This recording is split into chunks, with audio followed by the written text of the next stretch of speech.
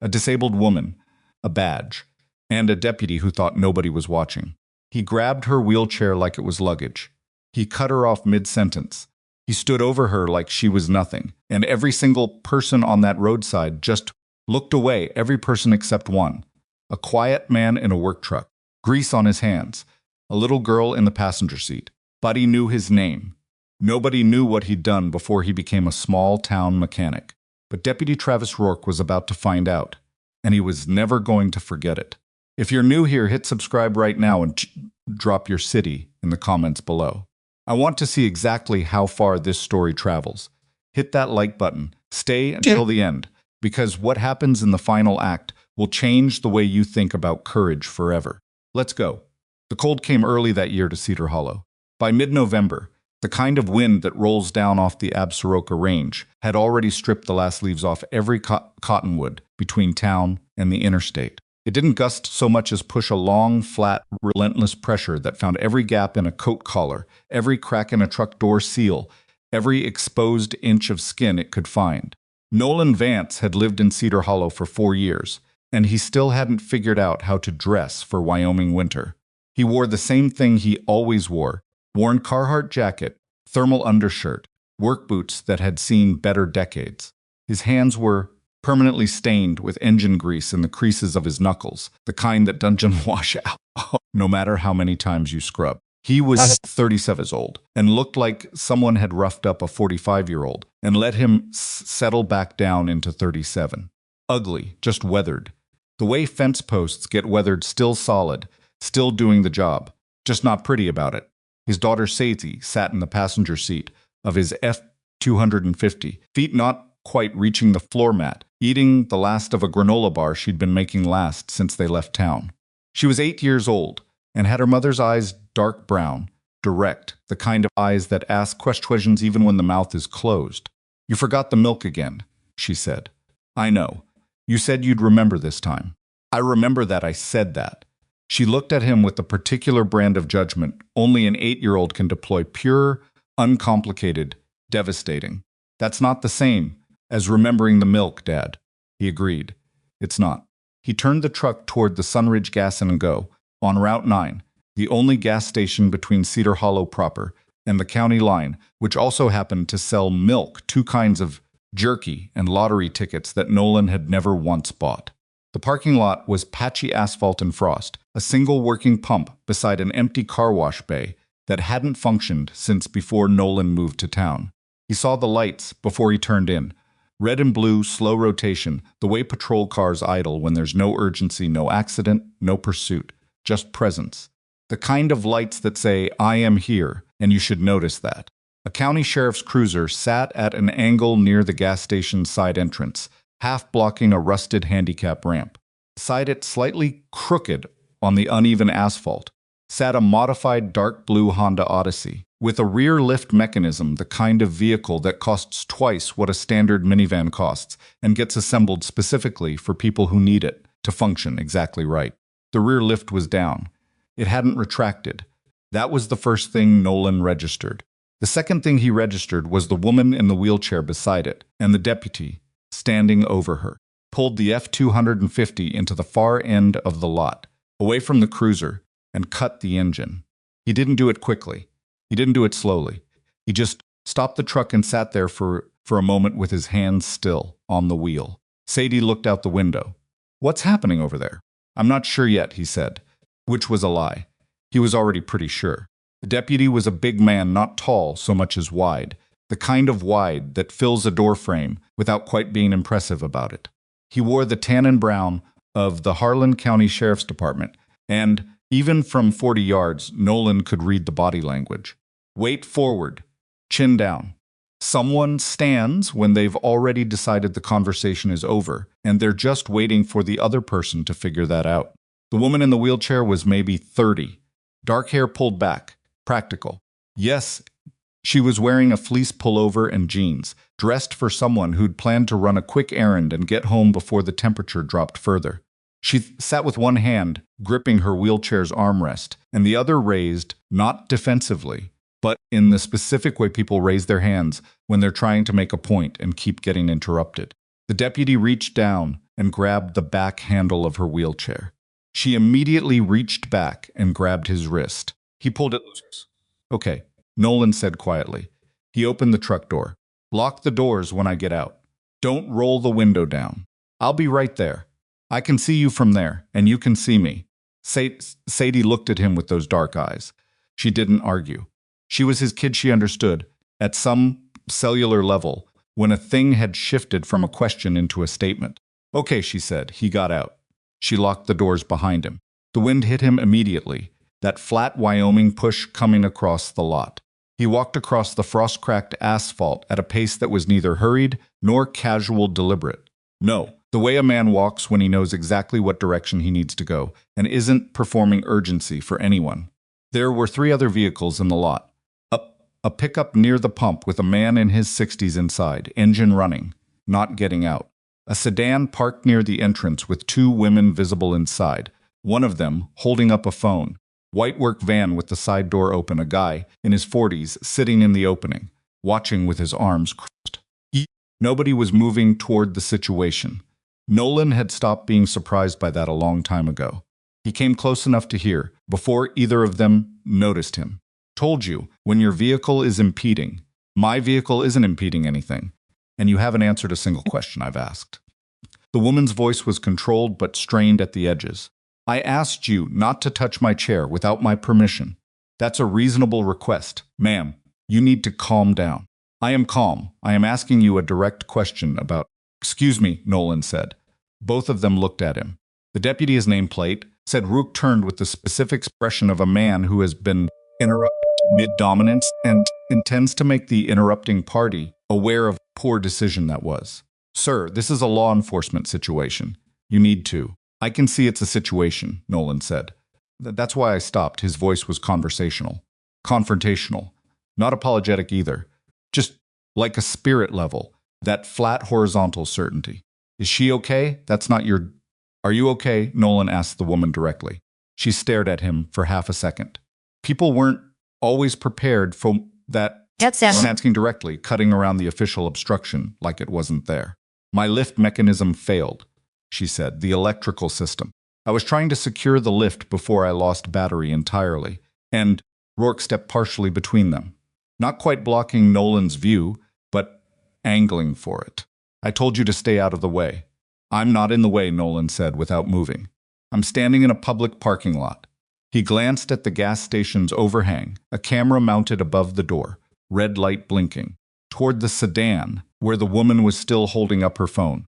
Looks like a couple of people are recording. That's probably fine. Body camera. He let his eyes move clearly to the small square device clipped to Rourke's chest.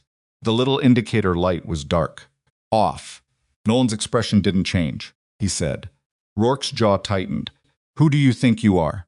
Vance. He said it the way you say a thing that's simply true, without decoration. I live on Old Mill Road. I'm here for milk. He looked at the woman. What's your name? Claire, she said. Claire Bennett. Claire. He nodded, like he was filing that away. How long have you been here? 30 minutes. The lift stopped halfway. I called for roadside assistance. Her roadside call is not the department's problem, Rourke cut in. What is the department's problem is that her vehicle is blocking emergency access to mines. Nolan looked around the side lot. Empty. There's nothing here. Sir, I am ordering you. You're ordering me to leave a public parking lot. Nolan looked at him with the same level expression. You're not in danger. She's not in danger. Nobody's committed a crime. I'm going to stand here until I'm sure she's okay, and then I'm going to buy milk, and we can all go home. A beat. That sound reasonable to you? Rourke stared at him. Most people, when a deputy stared at them like that, jaw forward, shoulders squared, the full weight of the badge bearing down, most people felt it. They felt the gravity of the authority, the institutional mass behind it, the accumulated social force of I am the law, and you are not. Most people stepped back. Nolan looked at him like he was reading a menu, interested but not particularly impressed. You got identification? Rourke said, changing angles. Reached into his jacket, produced his wallet, handed over his Wyoming driver's license without being asked. Claire Bennett watched this with sharp eyes. Rourke examined it longer than necessary. James Vance. Old Mill Road. That's me. What do you do, Nolan? Mechanic. Small engines, vehicles, some ranch equipment. He paused. You need a reference? Ray Cullen at the hardware store knows me. So does Eleanor Marsh at the county clerk's office. I vote in every election. Claire made a sound that was almost a laugh. She strangled it. Rourke handed the license back. His face had settled into something harder. The initial surprise at Nolan's non-reaction calcified into something more deliberate. Mr. Vance, he said, and the politeness in his tone was a weapon, not a courtesy.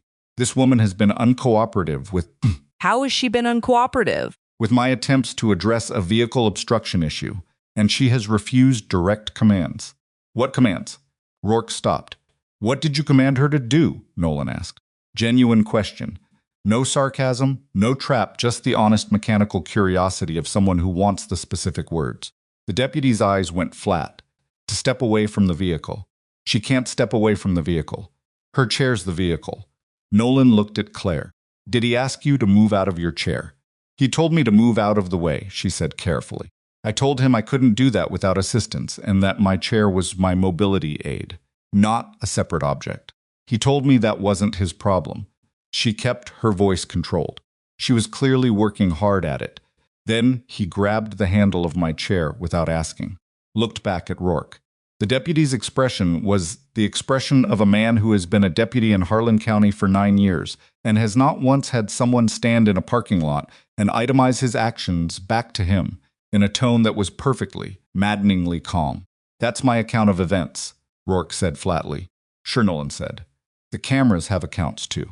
Was when Rourke's hand went to his belt, not his radio, his notepad, his belt, and Nolan saw it the deliberate movement toward the handcuff pouch.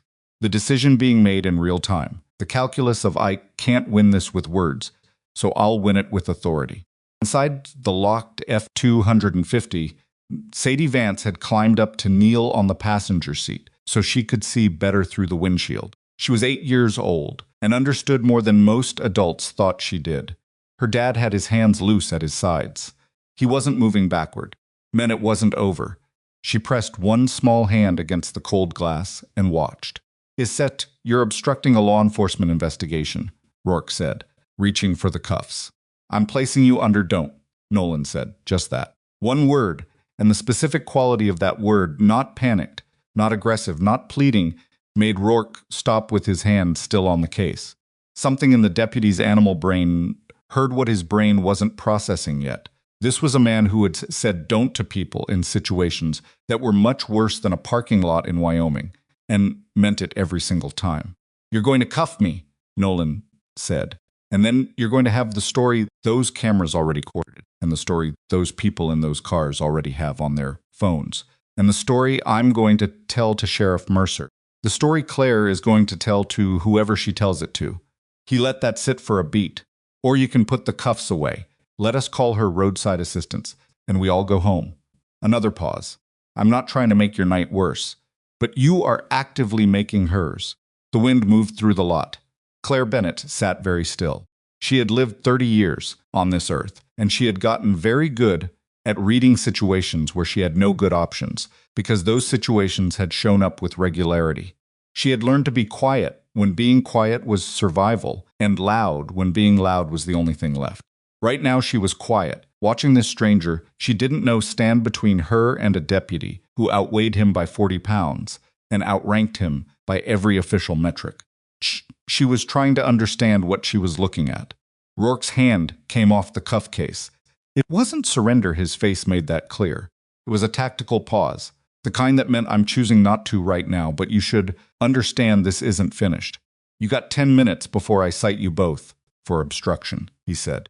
He turned and walked to his cruiser, not all the way, just far enough to make the point that he'd moved by choice. Claire looked at Nolan. You didn't have to do that, she said. He agreed. Why did you? He looked at her for a moment. Then he looked at the F-250, where Sadie was still pressed against the glass, watching. He lifted 2 fingers toward the truck, a small signal. Sadie sat back in her seat. Lift mechanism, he said, turning back to Claire. Electrical failure, you said. What kind of vehicle controller does it run? Factory system or aftermarket? Claire stared at him. What? The lift. What's the control interface? She blinked. Brawn ability. converted by a dealer in Cheyenne. I think it's the relay switch. It's happened before, but I've never had it fail while it was extended. He nodded. So the lift arm is stuck in the open position and you've got no power to retract it. Batteries still got charge? Enough. The fault somewhere between the switch and the relay. The roadside company said 45 minutes.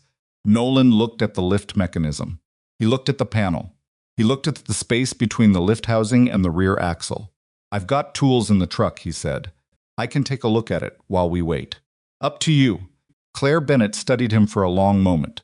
She was a woman who had spent years having people do things for her without asking, without checking, without making it a question rather than a statement. The constant well-meaning management of her body, her vehicle, her space, her decisions, the 1,000 small acts of taking over that people performed with genuine kindness and absolutely no awareness of what it cost the person on the receiving end. This man had asked. Okay, she said. He went back to the truck. When he opened the driver's door, Sadie immediately said, "Is she okay?" "She's going to be fine." He reached behind the seat for his canvas tool bag. "You stay in the truck. What's the cop doing?" Nolan glanced at the cruiser. Rourke was inside, the engine running, facing toward them. "Watching. Regrouping," Nolan said. "That's not a real answer." He agreed, pulling the tool bag free. "It's not." He looked at her, really looked at her. The direct look he used when the thing they were talking about mattered. He's angry. He doesn't like that someone didn't just go along with him. That happens sometimes with people who have power. He's not going to do anything stupid with those cameras running. How do you know? Because he's smart enough to know it would cost him. Sadie chewed that over. Is smart the same as safe? Shouldered the tool bag. "No," he said. "It's not." He started to close the door, then stopped. "You're doing good, Sade. I'm literally just sitting here." He almost smiled. Hardest thing in the world sometimes. He closed the door. She locked it. He crouched beside the lift mechanism and ran his hands along the housing without touching anything he hadn't examined first. The relay panel was accessible through a small access door. On the side of the lift column, he got it open with a flathead and swept his phone light across the interior. "Walk me through what happened," he said, not looking up from the panel. "Exactly, start to finish." Claire pulled her chair closer. "I parked, ran my errand, came back out, put my chair on the lift, started the cycle. Got about halfway down, and the whole thing stopped. The control pad went dead. Did it stop smooth or did it drop and stop?" "Stopped smooth, like it lost power, not like something snapped." He pressed 2 fingers against a connector block, felt the slight looseness. "Who showed up first, you or the deputy?" He pulled in about 4 minutes after the lift stopped. Was on the phone with Bronability. "He say anything at first?" He asked if I needed help. Her voice was neutral, carefully neutral. I said yes. I told him my lift had failed. I was waiting for roadside. He said he'd have to have the vehicle moved because it was blocking the handicap ramp. She paused. "We're on the handicap ramp." "No, we're not blocking it. We're using it." But I didn't argue that point. I told him I couldn't move the vehicle until the lift was secured. Found what he was looking for. The inline fuse between the relay and the control module not blown, but the connector had vibrated loose at the junction point. Yes, classic failure mode in cold weather lifts, thermal contraction, pulling at connections that hadn't been torqued tight enough from the factory. He didn't like that answer, Claire continued. "He usually get what he wants?" Nolan asked. A pause. "I've seen him before," she said carefully. "I've heard things." Nolan looked up briefly. Claire's face was composed, but there was something underneath it, not quite fear, not quite anger, but something that had been sitting with her longer than this afternoon. "Heard what kind of things?" "We can talk about that later," she said. He looked at her for a moment, then went back to the panel. "Hold your phone light right here." She positioned it without being told exactly where, reading the space correctly. He appreciated that people who could read the work. The reseating took 2 minutes. The fuse connect required a touch of conductive contact spray from the small bottle in his kit, and a careful press fit that needed both hands aligned just right. When he closed the panel and straightened up, he had grease on his jacket and frost on his knees. "Try it," he said. Claire reached for her control pad, pressed the cycle button. The lift hummed, descended smoothly, touched down and stopped. She pressed the retract cycle. came up clean, locked into the flush position with a solid mechanical click, and the amber indicator on the panel went from flashing to solid green. Claire stared at it. "You have to have the vulnerability tech look at it," Nolan said, pulling his tool bag back together. "That connector should be properly retorqued, and the whole system needs a winter prep check. This'll hold for now, but how long did that take you?" she said. "About 4 minutes." She looked at him. Something had shifted in her expression. Not softness exactly. Something more complicated. He'd been here for over 20 minutes. He'd been here for over 20 minutes and didn't do. She stopped. Looked away, out toward the cruiser where Rourke sat watching from behind reflective glass. He didn't even look at it. Nolan zipped the tool bag. "Your phone," he said. "Where is it?" Claire reached into her jacket pocket automatically, then stopped. Her brow furrowed. "I had it. I was on a call when he..." She looked down, then around her chair. "I had it in my hand when he grabbed the wheelchair. It must..." She went still. So did Nolan. He turned slowly and looked at the patrol cruiser. At the gap of asphalt between where Claire's chair had been when Rourke first confronted her and where the cruiser's front tire sat now. He walked 6 steps to the right and crouched down. Claire's phone was there, a Samsung in a dark blue case, pressed flat against the asphalt directly beneath the front passenger wheel of Rourke's cruiser, right where a tire would sit if a patrol car had pulled forward 2 feet after someone's phone had fallen to the ground. Didn't touch it. He straightened up slowly, turned, and looked at the cruiser. The window was up. Rourke was a shape behind glass. "Your phone is under his car," Nolan said, keeping his voice at a normal conversational level. "Near side front wheel." He watched Claire's face process that. The sequence of it, the confusion, then the recognition of what that positioning meant, then the controlled way she absorbed the implication rather than reacting to it. The practiced compression of a woman who had learned to digest outrage quietly in public so nobody got to see her break. He hated that. He hated that it was practiced, that it had been necessary enough to practice. "Okay," she said evenly. "Okay." The camera on the station. He nodded toward the overhang. "We're in frame." "Okay, and the woman in the sedan is still recording." He kept his voice level, factual, not reassuring exactly, but structured. Like a briefing. "Information is power, and here is the information. Move toward the car, without me close. Let him bring it to you. You think he'll give it back?" Nolan looked at the cruiser again. "He's going to have to decide," he said, "whether driving over someone's phone is the hill he wants to die on today." What happened next took 6 minutes and felt like an hour. Walked to the driver's side of the cruiser and knocked twice on the window. Pounded, knocked, the knuckle of someone waiting at a door. Rourke lowered the window 2 inches. "Ms. Bennett's phone is under your front tire," Nolan said. "Can you pull forward 6 feet so she can retrieve it?" The 2-inch gap of window said nothing. "I'd also like to note," Nolan added, at the same volume, the same tone, "that the station camera up there has been running this whole time, and the woman in the blue sedan has been recording on her phone for the last 12 minutes. He looked at the dark body camera on Rourke's chest. "Appreciate you noting any discrepancies in your incident report." The window went back up. For 15 seconds, nothing happened. Then the cruiser eased forward. Claire's phone lay on the cold asphalt, cracked across the lower right corner of the screen, damage that hadn't been there when she'd walked into that gas station. She reached down and picked it up, looked at the crack, said nothing. The cruiser didn't leave. It repositioned to the opposite side of the lot, and Rourke got out again. But this time he stood beside his car with his arms crossed and didn't approach. The woman in the sedan, late 40s, puffy vest, expression that had gone from worried to furious, finally got out of her car and walked toward Claire. "Honey, I've got the whole thing on video," she said. "If you need a witness, I have it all." Claire looked at her, then at Nolan, at the cracked phone in her hand. "Thank you," she said. "Are you all right?" the woman asked. "I'm working on it." Roadside arrived 11 minutes later. The tech young guy, maybe 23, still had the look of someone who apologized reflexively for existing. Took one look at the situation and the patrol cruiser still sitting in the lot and said absolutely nothing about any of it. Confirmed Nolan's assessment of the connector, added the note to the service record, and backed his truck up to give Claire room to load. Waited. He waited, because Rourke was still there.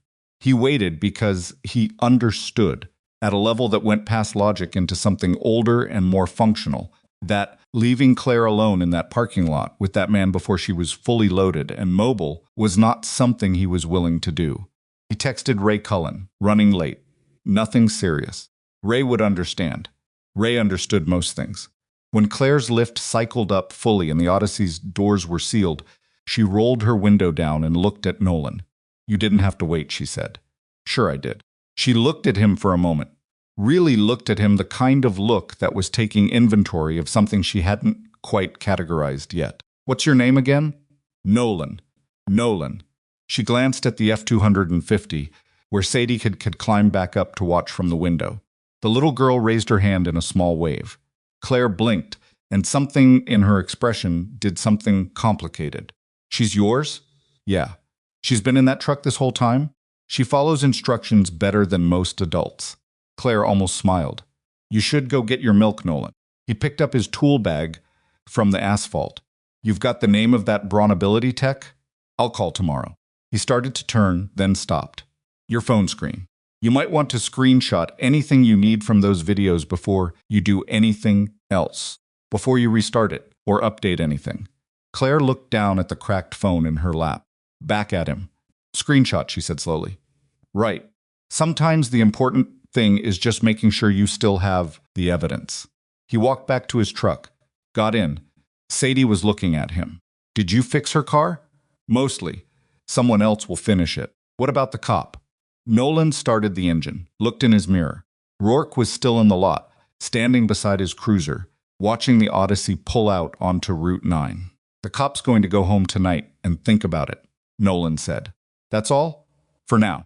He pulled out of the lot, turning toward town, toward milk, toward home.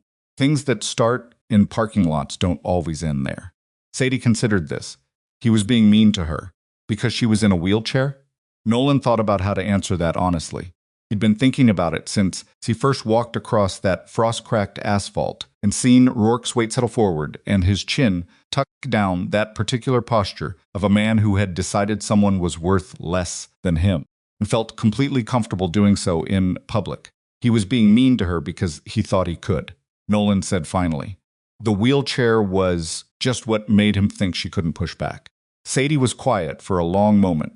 Then she pushed back, glanced at her. "She pushed back before you even got there," Sadie said. "I could see her. She wasn't quiet." He looked back at the road. He said, "She wasn't." They drove in silence for a mile. "Yeah, you forgot the milk again." He turned the truck around. 3 days later, Sheriff Elaine Mercer's office received an official complaint, 6 pages, documented, time-stamped, with 3 attached video files and a photograph of a cracked phone screen. It was filed by Claire Bennett, who Mercer's deputy noted when logging it in had already called twice to make sure the submission had been received. Mercer read it once at her desk. Then she sat very still for a moment. Then she called up Rourke's incident report from the same date, filed 2 hours after the event. 4 paragraphs. No mention of the body camera being switched off. She looked at his personnel file. 12 years on. 2 prior complaints, both marked resolved with no further notation. She looked at the videos from the complaint. She watched them twice. In the second viewing, she paused on a frame, a man in a Carhartt jacket, standing between the deputy and the woman in the wheelchair, completely still, hands loose at his sides, saying something with a calm expression that she couldn't hear, but could read clearly in every line of his posture. She didn't recognize him immediately. She noted his name from Claire Bennett's complaint narrative, Nolan Vance, mechanic, Old Mill Road, and ran it through the system. Wyoming driver's license, clean record, property owner, 1 vehicle registered. And then, because she was thorough, she ran the secondary check. Military service record. What came back made her set down her coffee. She read it, set it aside, picked it up, and read it again. Then she looked at the paused video frame, the man in the parking lot in the worn jacket, with the grease on his knuckles, and the 8-year-old waiting in the truck, and she understood, with sudden and absolute clarity, why Travis Rourke's attempt at domination had landed on that particular stranger like a match dropped in a flood. She reached for her phone, but before she dialed, she paused. because the complaint file had something she hadn't noticed on the first. Read a note in Claire Bennett's neat handwriting at the bottom of page 4, separate from the formal account. Deputy Rourke recognized me before he approached. I believe this is why he chose to respond to this call personally. I have documentation going back 11 weeks that I believe is relevant. Mercer read it again. 11 weeks. She sat back in her chair and looked out her window at the flat winter sky over Cedar Hollow, Wyoming, at the cottonwood trees stripped bare along the county road, at the space between what she knew and what she didn't, and she felt the cold particular weight of understanding that what had happened in that parking lot was not the beginning of the story, just the first time a stranger had been standing in the right place to see it. She picked up her phone and made the call. Across town, in a workshop that smelled like motor oil and pine boards, and the particular dusty warmth of a space heater working overtime, Nolan Vance was replacing the brake pads on a 9 Ram 1500 and not thinking about the parking lot. Was thinking about Sadie's permission slip for the school trip to Yellowstone, which was due Thursday. He was thinking about the busted belt on the Henderson's snowblower. Veens. He was thinking about the crack in the workshop ceiling above the east wall that expanded every winter and that he'd been meaning to fix since September. His phone buzzed on the workbench. Unknown number, county prefix. He set down the brake pad and looked at it for a moment. Then he answered Vance. A brief pause on the other end. Vance? A woman's voice. Crisp, deliberate, with the careful quality of someone choosing while also reading something. This is Sheriff Elaine Mercer, Harlan County. He was quiet for a moment. Okay, he said. I'm calling about an incident at the Sunridge Gas and Go on Monday. You were listed as a witness in a formal complaint. Was there, he said. I know. I've seen the video. Another pause, shorter this time. I also just finished reading your service record, Mr. Vance. The workshop was very quiet. The space heater ticked. He said. And I'd like to talk with you, she said. And because I don't think Monday was the first time Travis Rourke made a decision like that. A beat. And I think you understand exactly what I mean by that. Look down at the brake pad in his hand, at the grease on his fingers, at the plain, modest workbench, and the plain, modest walls of the life he had built here, specifically in this small place, so that it could not be touched by what he'd been before. When, he said. Tomorrow morning, if you're willing. He set the brake pad down on the bench. I'll be there, he said. He ended the call, stood in the quiet of the workshop. Outside through the single grimy window above the parts shelf, the winter sky had gone purple-gray with coming dark. What? And the last light was doing something almost pretty over the ridge to the west. He didn't look at it for long. He just noted it the way he noted most things cataloged, filed, moved on. He picked up the brake pad, got back to work. But in the corner of the service shelf, half hidden behind a can of brake cleaner and a stack of repair manuals, sat a cracked-screen Samsung phone in a dark blue case, which Claire Bennett had left, on purpose, when she'd stopped by 2 days ago with her own paperwork already in hand. Just keep it, she'd said. I already transferred everything I need. It might be useful. For context. He hadn't asked what she meant by context. He was starting to think he was about to find out. The sheriff's office in Cedar Hollow was not an impressive building. Yet it occupied the ground floor of a 2-story brick structure on Main that had been a hardware store in a previous life, and before that a feed depot, and the building remembered all of it. The floors were uneven in places. The ceiling tiles in the back corridor had water stains shaped like states no one could identify, and the radiators knocked every morning between 6 and 7 like something trapped inside them was trying to get out. Elaine Mercer had worked in that building for 19 years, the last 7, as sheriff, and she had stopped noticing any of it a long time ago. She noticed Nolan Vance the moment he walked through the front door. Because he was large, he wasn't. Not extraordinarily. Because he was loud or visually striking in any particular way. He was wearing the same kind of jacket he'd worn in the parking lot video, Carhartt canvas, slightly too light for the temperature. Work boots, no hat.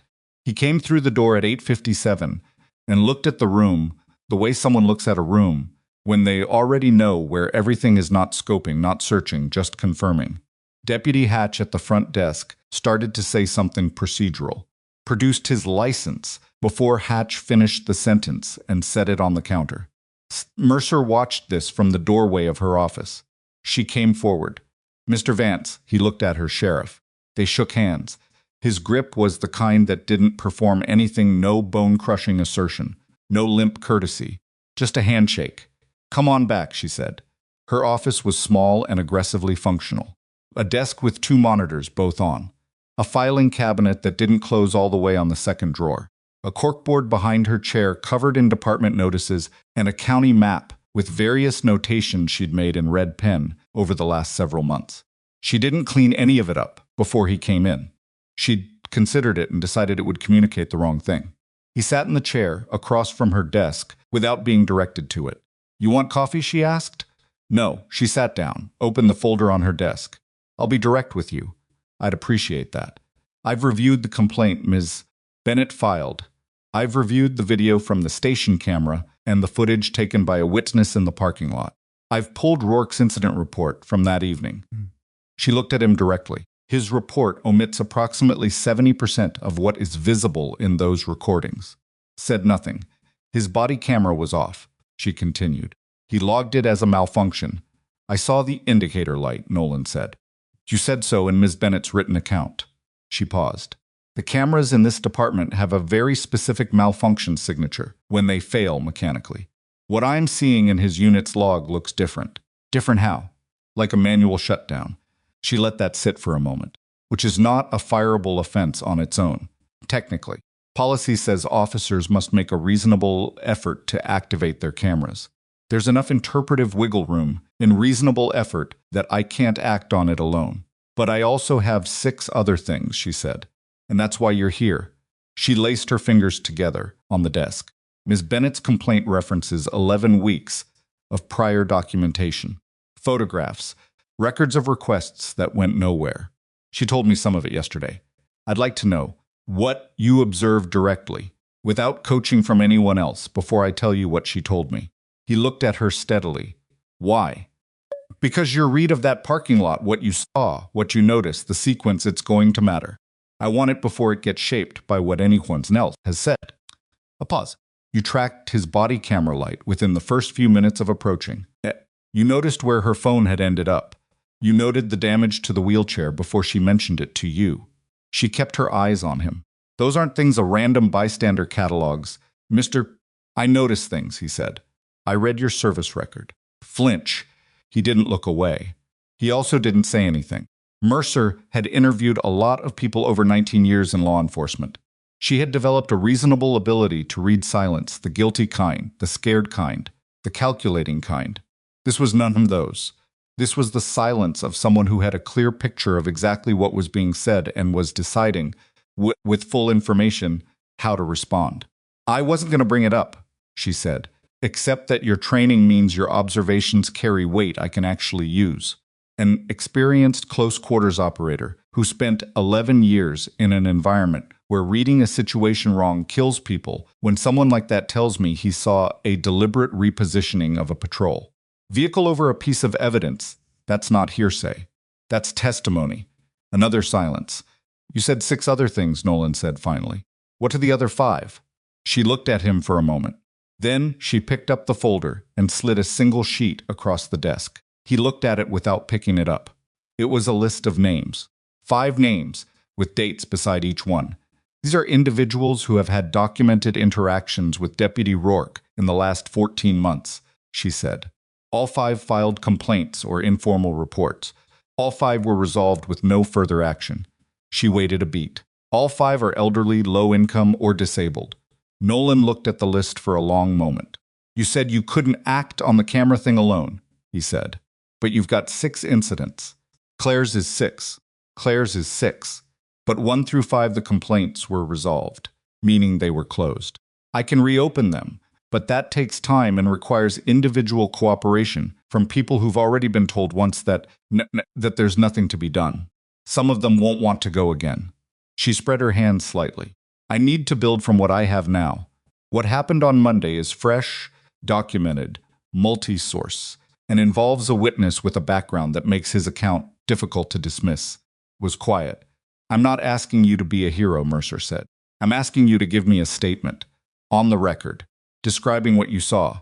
He pulled the sheet of names back toward her without touching it, stood up, walked to the single narrow window in her office that looked out over the side alley, bare asphalt and a dumpster, and no, the back of the hardware store that wasn't a hardware store anymore. She let him look. When I was in, he said finally, turning from the window, we had a guy in my team. Good operator. Solid. Covered people. And for about 8 months, he'd been doing something I won't get into specifics, but it was wrong. And it was hurting people who couldn't stop it. And the reason it went on for 8 months was that the people it was happening to didn't have anyone in the room when they made their reports. He paused. Believed the system would protect them. The system believed itself too much to check. What happened to him? He was eventually removed. His voice carried nothing in particular. 8 months is a long time. He turned from the window. I'll give you the statement, he said. He was there for 2 hours. The statement took 40 minutes. The rest of the time was Mercer asking questions, specific, not leading, and Nolan answering with the same flat precision he'd brought to the parking lot.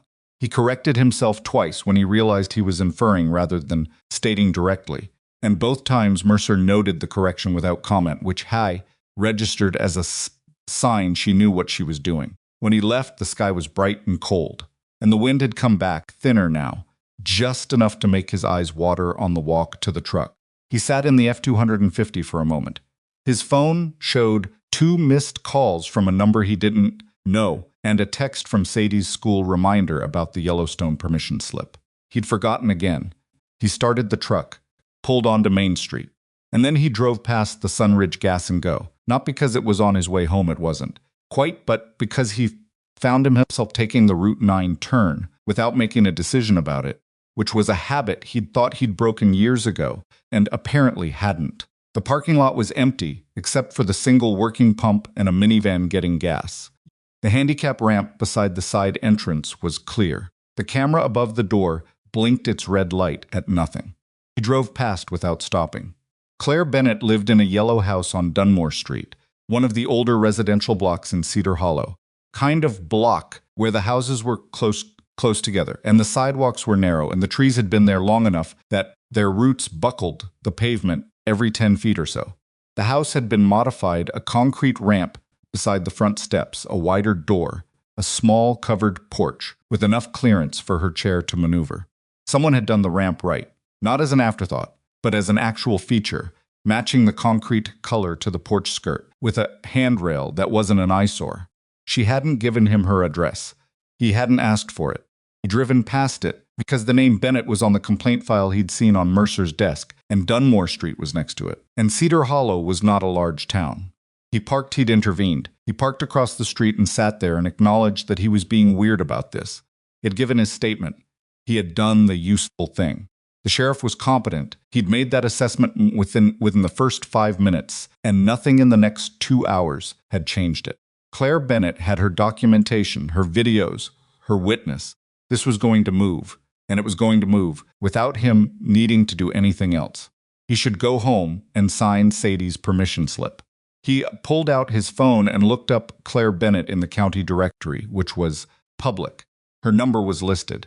He stared at it for a moment. Then he called it. She picked up on the 3rd ring. It's Nolan Vance.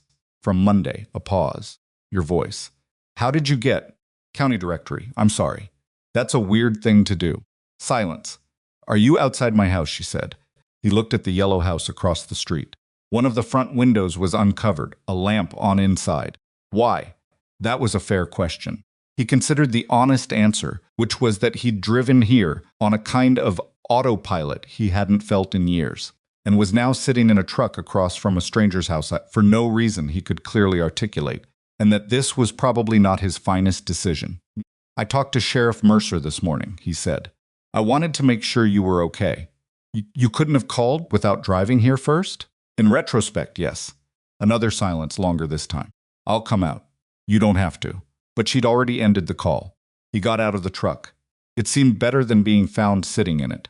The front door of the yellow house opened 2 minutes later, and Claire rolled down the ramp in a jacket and a beanie that was slightly too large and sat low on her forehead. She came down the ramp, which really was well built. He noticed again the slope correct, the surface textured against ice, and stopped on the sidewalk. They looked at each other, across the 4 feet of cold air between them. Yet, you're going to have to explain the drive-by, she said. I don't have a good explanation. Try anyway. He put his hands in his jacket pockets. You're the one who filed the complaint. You're the one who had 11 weeks of documentation before Monday happened. You clearly had a plan, and you were executing it. I was just a bystander who happened to have tools. That's not an explanation. That's a description of Monday. He looked at the ramp. Someone built that right. Brother, he's a contractor in Casper. He came up in April and spent a week. She followed his gaze to the ramp. He measured everything 3 times and kept apologizing every time he had to ask me for input. Like consulting me about my own ramp was an imposition. Almost smiled. How'd it turn out? Perfect. He did a perfect job. She said it flatly. Still drove me crazy. She looked back at him. Why did you go to the sheriff? She called me. I know she called you. Why did you go? He thought about the 5 names on the sheet, the dates next to them. Because he's done it before, he said. And I saw enough to be useful. Claire looked at him for a moment. The wind had dropped off, and the street was very quiet mid-morning. On a Tuesday, most of Cedar Hollow at work. Yeah. The only sound a dog somewhere on the next block, and the distant diesel groan of a truck on the highway. I've been building the case for 11 weeks, she said. 5 other people. So, I know 2 of them personally. Margaret O.C. She's 68, lives out on the county road. He stopped her twice in 6 months, and the second time he went through her car for 45 minutes without asking. Pete Garza, he's in his 50s, leg injury. Canta, Ford lawyer. Rourke threatened him with a public intoxication charge when he wasn't drinking, because Pete pushed back when Rourke blocked his van at his own driveway. She said these names like they were on a list she'd been keeping in her head for a long time. Which they were. Margaret wouldn't talk to the department again, she continued. She was scared. Pete would talk, but he doesn't trust the process. I've been collecting information, but I needed the thing that would make it move instead of disappear like the last ones did. She looked at him. Monday was that thing, she said. Gas station camera. 3 phones. A witness she stopped. Who what? Who didn't run when Rourke put his hand on his belt? She said it evenly. People would have backed up. You didn't move. I was safer than I looked. I know, her eyes were level on him. I Googled you. He didn't say anything. Not a lot comes up, she said. You're pretty much a ghost. But there was enough. She paused. SEAL teams don't give out resumes. But there are unit citations, some training records that are partially public. Your name is on a few of them. My name is on a lot of things I don't think about much anymore. Fair enough. She wasn't pushing it. That was something she'd found the edge of the thing, and she'd stopped at it rather than pressing. Did that. Mercer's going to move on this? She is. How fast? Faster than Rourke expects. Claire nodded slowly. She wasn't looking at him. Now she was looking at the street, at the buckled sidewalk, 2 houses, down where a cottonwood root had been working at the concrete for years. I'm the one who started it. He recognized me in that parking lot, because I'd been in the department 3 weeks ago, asking questions about the complaint process. The woman at the front desk was helpful genuinely, but she had to log my visit. A pause. Rourke knew I was building something. That's why he showed up personally. She said it quietly. Monday wasn't random. He wanted, I don't know, intimidate me, maybe get something on me he could use. If I'd been confrontational enough, he could have cited me for something, and that muddies the water. She looked at her hands. I was trying very hard not to be confrontational. I could see that from the truck. She looked up. The way you were holding your position, he said. Arms controlled. Not putting your hands in places he could misread. We're managing the situation. He paused. That's not something most people know how to do under that kind of pressure. I've had practice, she said. And there was something in those 3 words that was not self-pity and not quite bitterness, but somewhere in the particular territory between anger and exhaustion that a person arrives at after enough years of having to be careful. In situations where other people get to be careless. He heard it. He didn't offer anything about it. He just let it sit, which was what it needed. You fixed my lift in 4 minutes, she said, changing direction. Loose connector, easy find once you know the system. Braun Ability Tech charged me $90 the last time it needed a connector fix. They charged you for the diagnostic too. $220. Yeah. She almost smiled. The wind picked up briefly, pushed a gust between them, and she tugged the oversized beanie down another quarter-inch. You should come inside. It's cold. I've got work. You have 5 minutes. I have coffee that's already made, and I have something I want to show you.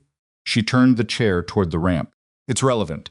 He looked at the yellow house, at the well-built ramp, at the lamp in the window that had been on since he pulled up. Okay, he said.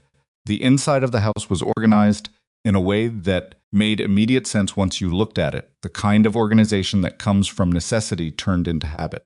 Pathways clear, surfaces at consistent heights, no furniture that required navigating around in a chair. Spare, not stripped down, there were bookshelves along the living room wall, full and slightly overcrowded, and a side table with a lamp and a stack of folders and a half-eaten sleeve of crackers. Just organized, thought through. She led him to the kitchen table. On the table was a binder. He sat across from her. She pushed the binder toward him. He opened it. The first page was a log, dates, times, locations, a brief description. In the right column, action taken and result. Clean formatting, like someone who'd worked in documentation before, or had at least thought hard about how to do it in a way that could be used. October 3rd. Margaret Ossie, County Road 7. Vehicle stop. Duration 47 minutes. Citation issued. Complaint filed October 8th. Result closed. Insufficient evidence. October 19th. Pete Garza, 224 Larkspur Ave. Vehicle blocked. Officer Rourke. Dispute regarding driveway access. Threat of public intoxication citation. Informal report filed. Result no action. October 31st. Unknown individual. Wheelchair user. Outside the pharmacy on Grove Street. Rourke present. Interaction observed by Bennett. No complaint. Individual declined. He turned the pages slowly. I was at the pharmacy, Claire said. I saw him with the woman outside. The same body language. The same. I didn't get close enough to hear everything, but I watched him take her bag. Just took it, started going through it. And she sat there and let him. 'Cause what else do you do? She paused. I didn't have my phone out fast enough. I got the last 30 seconds. Is it in here? Page 8. He turned to page 8. A printed screenshot, blurry, shot from distance, but the deputy's build and uniform were identifiable, and the woman's chair was in frame, and Rourke had something in his hand that was clearly a bag. He looked at the rest of it. 2 more incidents, both hearsay or observation level. The log of Claire's own previous interaction with Rourke, September 28th. A parking situation outside the community center, where he'd told her the accessible spot she was parked in didn't look official. Her vehicle tag was current and valid. The spot was clearly marked. He'd made her sit there for 20 minutes while he verified it. He hadn't cited her. He'd just made her wait. Why didn't you file that one? Nolan asked. I did, she said, informally. I went to the department and I spoke to the desk officer. She was quiet for a moment. I was told that an officer's verification of a placard is within normal procedure, and that if I felt the interaction was overly long, I could submit a written concern. She pressed 2 fingers to the table, which I did. What happened to it? It was logged as received. Her voice was flat now. I have the receipt. Page 12. He turned to page 12. The receipt was there. Stamped. Dated. Proof that the concern had entered the system and gone nowhere. He closed the binder. She was watching him. There are people in this, she said, who need this to actually do something. Margaret's been afraid to drive her car at night since October. Pete hasn't pushed back on anything since his interaction because he can't afford for it to get worse. She leaned forward slightly. I'm not doing this for me. I mean, it's for me too. But that's not all of it, I know. Do you? He looked at her. She seemed to accept that. She leaned back, picked up her coffee mug. The one already on the table, it had gone cold. He could tell by the way she didn't drink from it, just held it. What did Mercer say about the timeline? She didn't give me one, but she's moving. She's got enough now to reopen at least 2 of those prior complaints. She needs Margaret and Pete, yeah. Pete will talk to her. She set the mug down. Margaret trusts me. If I go with her, she'll talk. That's worth telling Mercer. I'll call her this afternoon. She glanced at the binder. Can I ask you something? Sure. Monday. You pulled over. She looked at him directly, the same direct look from the parking lot, the taking inventory look. People had been sitting in their cars for 10, 15 minutes. But he got out. Why did you? He thought about it. About the answer he knew the end. Not about the answer, he knew the answer, but about whether to give the real one or the functional one. The functional one was easier. I saw someone being treated badly, and I couldn't ignore it. That was true, but it was the surface of it. I've been in situations where someone needed another person to just not walk away, he said.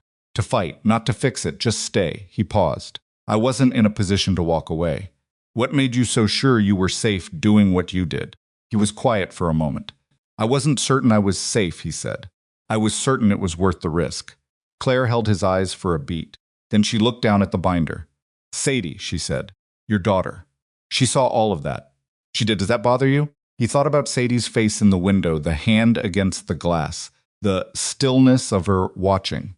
The question afterward, she pushed back before you even got there. She handled it better than I expected, he said. Kids do, Claire said. My mom used to take me everywhere and not talk down to me about hard things. I hated it at the time. Thought she was being careless. She picked up the cold coffee again. She wasn't. They sat in the quiet kitchen. The dog from outside had stopped barking.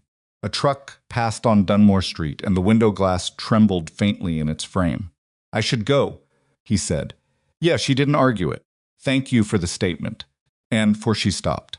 Started again. For staying in the lot until I was loaded. Sure. Most people left when Rourke went back to his car. He stood, pushed the chair in slightly. Most people figured it was over. That point? He looked at her. No, he said. It wasn't. She nodded. Like she'd known that. Like she'd been sitting there for 3 days with the knowledge that it wasn't over and had been waiting for someone to say it plainly. He picked up his jacket from the back of the chair. When you talk to Mercer about Margaret, let me know if there's anything useful I can do. He stopped. Why do you keep offering? She said. Aggressive. Genuine. You gave the statement. That's what she needed. You don't know anything else. He thought about the 5 names and the 11 weeks and the stamped receipt on page 12 that had gone nowhere. He thought about the 8 months. Because it matters whether somebody stays in the room, he said. He left before she could answer. He was 3 blocks away when his phone buzzed. A text from an unknown number, no, not unknown. He'd seen that county prefix this morning. Mercer. Rourke came into the office this morning before you arrived. He filed an amended incident report. Wanted you to know. He stopped at a red light and looked at the text. Amended how? He typed back. The reply came quickly. He added a note stating that a civilian at the scene was belligerent and possibly intoxicated. Described the civilian as interfering with his attempt to assist a disabled motorist. Name but description matches you. Nolan read it twice. He set the phone face down on the passenger seat. The light changed. He drove 3 more blocks before his mind finished what it had started the tactical. Read. The automatic threat assessment that he had spent the better part of a decade having trained into him and the better part of 4 years trying to talk himself out of running constantly. Rourke had amended the report. That meant Rourke knew a complaint had been filed. That meant someone in the department had told him, which meant either the desk officer had been careless, or Rourke had a contact feeding him information, and either option was a problem, which meant Claire was in that binder, and her address was in the county directory, and the man who had deliberately positioned his cruiser over her phone 3 days ago now knew the situation had escalated. He turned the truck around. He was back on Dunmore Street in 4 minutes. He knocked on the door. Claire opened it and looked at him. Rourke knows, he said. Her expression didn't crumble. It went still. Instead, the particular stillness of someone who had been expecting bad news for long enough that they'd developed a way of receiving it without breaking, which was, in its own way, worse to see than breaking. How much? She said. Enough. He filed an amended report this morning. Before my statement. He's covering. She was quiet for 2 seconds. Come in, she said. He came in. She closed the door. I need to call Mercer, she said. Yeah, and I need to call Margaret tonight. She didn't move immediately. She sat there in the entrance hall of the yellow house on Dunmore Street, and the binder still on the kitchen table behind. No, and the cracked phone on the counter behind them, and the cracked phone on the counter by the sink. And for just a moment, one moment, unguarded something crossed her face that wasn't the controlled anger or the flat practicality or the measured determination. No, it was tired, just tired. The specific exhaustion of someone who had been right about something bad for a long time and wasn't done being right about it yet. Then it was gone. She picked up her phone. Close the door properly, she said. It sticks. He pushed it until it clicked. She dialed. Mercer picked up on the second ring. Claire didn't do preamble. He filed an amended report. A beat. I know. I'm looking at it right now. Who told him? The pause on Mercer's end was half a second too long. Guilt. Mercer didn't strike Nolan as someone who operated on guilt, but the specific hesitation of someone who had already asked themselves the same question and didn't like any of the answers they'd come up with. I don't know yet, Mercer said, but I'm going to. He described Nolan as belligerent and possibly intoxicated. Claire's voice was controlled, but there was something underneath it with teeth. He's trying to discredit the witness before the witness's statement is even processed. I'm aware of what he's doing. Then what are you doing about it? Another pause. Nolan stood near the front door and looked at the floor and did not interject, because this was not his conversation to lead, and Claire was handling it exactly right pressure without hysteria, specific without accusatory, the kind of push that demands accountability without giving anyone a reason to dismiss it. I'm placing the amended report in a separate file, Mercer said carefully, flagged as a potential integrity issue. That means it gets reviewed by county oversight, not departmental review. It removes it from any chain I'm directly managing. K. Claire's hand tightened slightly on the phone. And Rourke? He's on regular duty until I have grounds for administrative leave. I don't have them yet. The amended report alone, combined with the original complaint and the video, combined with everything, I'm close. But close isn't there yet, Ms. I need the prior complaints reopened, and I need at least one of those individuals willing to speak formally. A beat. You mentioned Margaret Osei. I'll call her tonight. I'd appreciate that. Mercer's voice stayed level, but Nolan heard something underneath it, the kind of controlled urgency that experienced people use when they're trying not to rush someone who needs to move faster. In the meantime, I want both of you to be careful. Rourke amending that report this morning means he's managing his exposure. People who manage their exposure sometimes make additional decisions to protect it. Looked at Nolan. Nolan said nothing. Understood, Claire said. She ended the call. Set the phone on the entry table. Stared at it for a moment. She's being careful, Nolan said. She's being careful. Claire's jaw was tight. Rourke is on duty right now. Driving around this county right now. Yeah. She looked up. Margaret lives alone. He'd already thought of that. Do you have her number? Yes. Call her now. Not tonight. Claire was already reaching for the phone. Margaret Osei lived 14 miles outside of Cedar Hollow on County Road 7, in a farmhouse that had belonged to her late husband's family and that she had maintained alone for the 6 years since he died. She was 68 years old, grew dahlias in the summer, drove a tan 2004 Buick LeSabre that she kept immaculately clean, and had not driven after dark once in the 4 months since October. She answered on the fourth ring. And when Claire explained what was happening, the complaint, the amended report, Mercer's investigation, Margaret was quiet for so long that Nolan, listening from across the room, thought the call had dropped. Then Margaret said, "He knows my car." "I know," Claire said. "He stopped me twice. He knows exactly what I drive." "Margaret, I need you to talk to Sheriff Mercer. I know you tried before. This time is different. There are multiple complaints. There's video. There's no." Claire. The old woman's voice was not panicked. It was the voice of someone who had already run the calculation many times and kept arriving at the same answer. "The last time I filed something, he pulled me over 6 days later. Checked my registration for 25 minutes on the side of the road. Just sat in his car behind me for 25 minutes. A pause. He didn't say a word when he finally left. He just pulled away. That was the message." The room was very quiet. "I know," Claire said, "what that cost you. I'm not asking you to forget it." She paused. "I'm asking you to help stop it from happening to someone else." "Silence, Ms. Osei," Nolan said, stepping closer. Claire looked at him, held out the phone slightly. He took it. "My name is Nolan Vance," he said. "I was in the parking lot Monday. I don't know you, and I'm not going to tell you what to do. But I want to tell you something directly." He paused. "The sheriff knows what she's doing. What she's building right now is different from what the department reviewed before it goes to county oversight, not internal.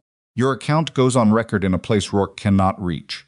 He kept his voice even. He pulled up behind you and sat there for 25 minutes and said nothing. Because silence was the most frightening thing he could do. I understand that. A beat. But it only works if it stays your secret. The line was quiet. Are you going to be there? Margaret said finally. When I talked to Mercer, he looked at Claire. She nodded once. If you want me there, he said, I'll be there. Another long pause. Okay, Margaret said. It was barely more than an exhale. He drove home. Sadie was at school until 3:15, which gave him 4 hours of workshop. Time he didn't entirely use, because he kept finding himself standing at the parched shelf, looking at Claire's cracked phone in its blue case, and then remembering he was supposed to be doing something else and going back to the Rams brake job and then stopping again. He was not a man who second-guessed decisions. Yes, he intervened. He had spent too many years in environments where second-guessing decisions got people killed, and the training that had gone into suppressing that tendency was deep enough that he rarely noticed it anymore. What he noticed instead was that something had shifted in the last 72 hours, and the shift was not the complaint or Mercer's investigation or Rourke's amended report. The shift was older and more personal and harder to name. He had been in Cedar Hollow for 4 years, and he had made a small, specific, contained life. Workshop Sadie, Ray at the hardware store, Eleanor at the county clerk's. A house on Old Mill Road that he had bought because it was structurally sound and had no neighbors within half a mile. He had built it at the exact size where it was manageable, where there was nothing in it that could be taken that would undo him. Because everything that could be taken that would undo him was already gone. He had not pulled over at gas stations. He had not stood between people and deputies. He had not sat in the kitchen of a woman he'd met 72 hours ago and listened to her read names from a binder with the particular weight of someone who had been carrying them alone for too long. He had been very careful. He looked at the cracked phone. He went back to the brake job. Sadie came home at 3:30. The bus dropped her at the end of the drive, which was a 10-minute walk on a good day and 15 in the cold. She came in red-cheeked and dropped her backpack in the entry and immediately found him in the workshop, which was where she always found him. Permission slip, she said, on the counter. You signed it? This morning. She processed this with the slight suspicion of a child who has been let down by I'll remember before. Actually signed it? It's not just sitting there unsigned? Blue pen, bottom right. She disappeared to verify. He heard the paper shuffle. Then nothing, which meant he was correct, and she was recalibrating her expectation of disappointment. She came back to the workshop doorway. Who was the woman? He looked up from the rotor. What? The woman in the parking lot. You went back this morning. He had not told her he went back. He had not mentioned it at all. He looked at her. How do you know I went back? You had that face at dinner last night, she said with the infuriating confidence of a child who has been studying one person's face for 8 years. Like you were still thinking about it. He set the rotor down. Her name is Claire, he said. She's building a case against the deputy from Monday. I gave a statement to the sheriff. Sadie absorbed this. She leaned against the doorframe, arms crossed, looking startlingly like someone 40 years older. Is she okay? He stopped. Thought about the exhausted half-second in the entry hall, the one unguarded moment. She's managing. What does that mean? It means she's handling something hard, and she's doing it well, and it's still hard. Sadie looked at him for a moment. Are you going to help her? I already did, more than once. He picked up the rotor again. He said, more than once. Sadie uncrossed her arms.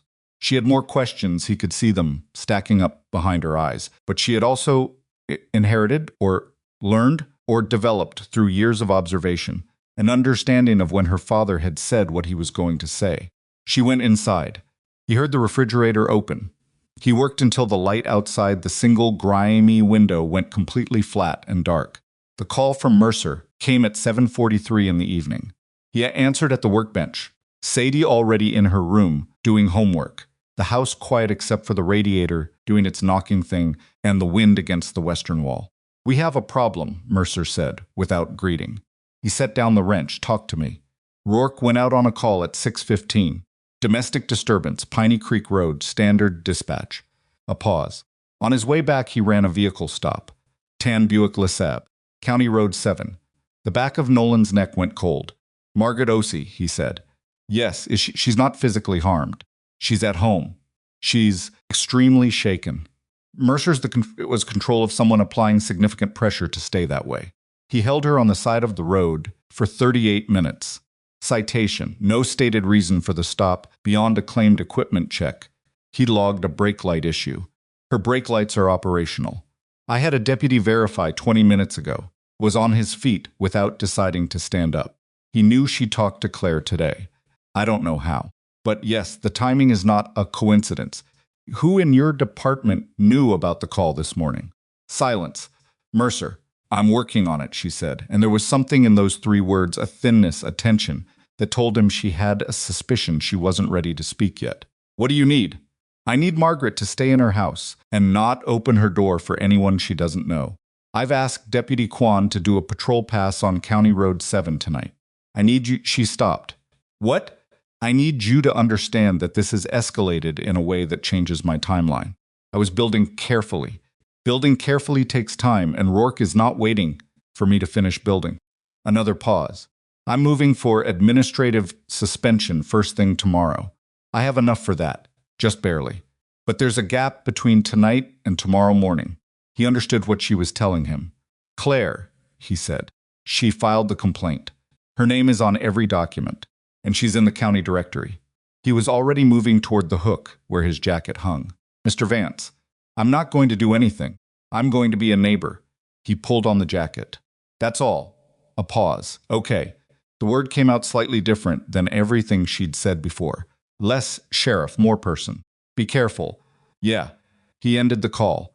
Went to Sadie's room and knocked. I need to go out for a couple of hours. Mrs. Teller is next door. I'm 8, not 5. I can be alone for 2 hours. She was doing homework at her desk, pencil down, turned in her chair, reading his face again. Is it the Claire thing? Yeah. Is she safe? He looked at his daughter, the directness of her, the way she cut straight to the thing that mattered without decorating it. She will be, he said. He drove to Dunmore Street and parked outside the yellow house and texted, It's Nolan. Mercer called me about Margaret. I'm outside if you want company. I'll stay in the truck. The reply came in under a minute. Come in. Doors unlocked. He went in. Claire was at the kitchen table with the binder open and her laptop open next to it, and 3 printed pages spread between them. She had her reading glasses on round frames, slightly too large, the kind of glasses that a person grabs in a hurry because they're functional and stops thinking about after the first week. Was a mug of something on the table that had been there long enough to stop steaming. She looked at him over the glasses. He hit her on the way back from a call. He had to have known she spoke to me today. There's no other explanation for the timing. She took the glasses off, set them on the table, rubbed her eyes. Mercer's moving for suspension tomorrow. She told me. Tonight's the gap. Yeah, she looked at the spread of papers. I've been going back through the binder. I missed something. She tapped a page. October 31st, the woman at the pharmacy. I got the last 30 seconds of that interaction, but I noted that she declined to complain. She looked at Nolan. I didn't dig into why. I should have. You can't have known it would matter like this. I should have treated every person in here like they were the piece that completes it. Instead, I treated them like— She stopped, like corroboration, like backup material, not like people who were going to have to live with what he kept doing. He sat down across from her. The kitchen was warm and slightly cluttered, in the good way, not chaotic, just used. A dish rack with 2 plates and a bowl drying beside the sink. A cactus on the windowsill that was doing fine. A cork board on the wall near the back door with a calendar, some takeout menus, and a postcard from somewhere with a mountain on it. You started this alone, he said. 11 weeks ago. One person, building a case against a deputy with department backing and 9 years of community trust for people who were afraid to speak. The fact that you missed one interview is not the problem here. He paused. He is. She looked at him. I know that, she said. That intellectually. She put her hands flat on the table. Doesn't help Margaret sleep tonight. He didn't try to argue that one. It was true. They sat in the quiet kitchen for a moment. What do you want to do? He said. She looked at the papers. I want to find the woman from the pharmacy. Do you have anything to go on? I have 30 seconds of video and the date. She turned the laptop toward him. The video was pulled up, paused on the clearest frame, a woman in a wheelchair, 50s by appearance, heavier build, gray jacket. Rourke's standing over her with the bag. The corner of the pharmacy's sign visible in the upper left. The pharmacy has a regular clientele. It's not a chain, it's Denny Holcomb's place, the independent on Grove. He's been there 20 years. He knows everybody. Looked at the frame. You're going to ask Holcomb. First thing tomorrow. Do you want me there? She looked at him. Why do you keep asking that? Because it's relevant whether you do. It's not your case. It's not your responsibility. She waited, like she was expecting him to justify it further, and when he didn't, that seemed to land on her in a way that the words might not have. You can come, she said. If you want to, I want to. Put her glasses back on. Went back to the laptop. He stayed, not talking, mostly. She worked through the binder again, and made notes, and occasionally said something out loud that wasn't quite directed at him, but also wasn't not directed at him, thinking out loud. The way people do when they've been alone with a problem for too long, and the presence of another person loosened something. No. He listened. Sometimes he responded, sometimes he just let it sit. Around 9:30, she made fresh coffee and set a mug on his side of the table without asking if he wanted it. He drank it. Around 10, he said, "You should sleep." "I'm fine. You're running on adrenaline and old coffee. Sleep matters." "Don't," she stopped, started again. "Manage me." "I'm not managing you. I'm making an observation." "Observations, that sound like instructions." "Fair point." He picked up the mug. "What would you do if I wasn't here?" "Keep working." "And at what point would you stop?" She thought about it. It's 10. You've got 3 hours. He stood up, put the mug in the sink. "I'll be out front in the truck." "You don't need to." He pulled on his jacket. At the front door, he stopped. "Lock this." Both locks. She looked at him over the reading glasses. Something moved through her expression, not irritation. Something more complicated than that. Something that had to do with being taken seriously, about one's own safety without being treated as incapable of managing it, and how rarely those two things came in the same package. "Both locks," she said. He went out. She locked it. He heard both of them. He sat in the truck with the heat on low and the radio off and watched the street. Cedar Hollow at 10 on a weeknight was almost completely still. 2 cars passed in 40 minutes. A dog crossed under a streetlight 2 blocks down and disappeared. The yellow house on Dustmore Street held its lights steady, the lamp in the front window not going out until 11:40. And then the house was dark. He stayed until 1. Then he drove home. The morning came gray and sharp, the kind of November sky that offers nothing and apologizes for nothing about it. He was at Holcomb's Pharmacy on Grove Street at 8:55, 5 minutes before it opened, standing on the sidewalk in the Carhartt jacket with the collar, turned up against the wind. Claire pulled up at 8:58 in the Odyssey, lift cycling down with the competent hum he'd heard before, and rolled to the sidewalk. She looked at him. "You're early." "So are you. I'm always early." "I have to account for parking." She glanced at where she'd positioned the van. "Did you sleep some?" "In the truck?" He looked at the pharmacy door. "Some of it," he said. She didn't say anything about that. She looked at the door, too.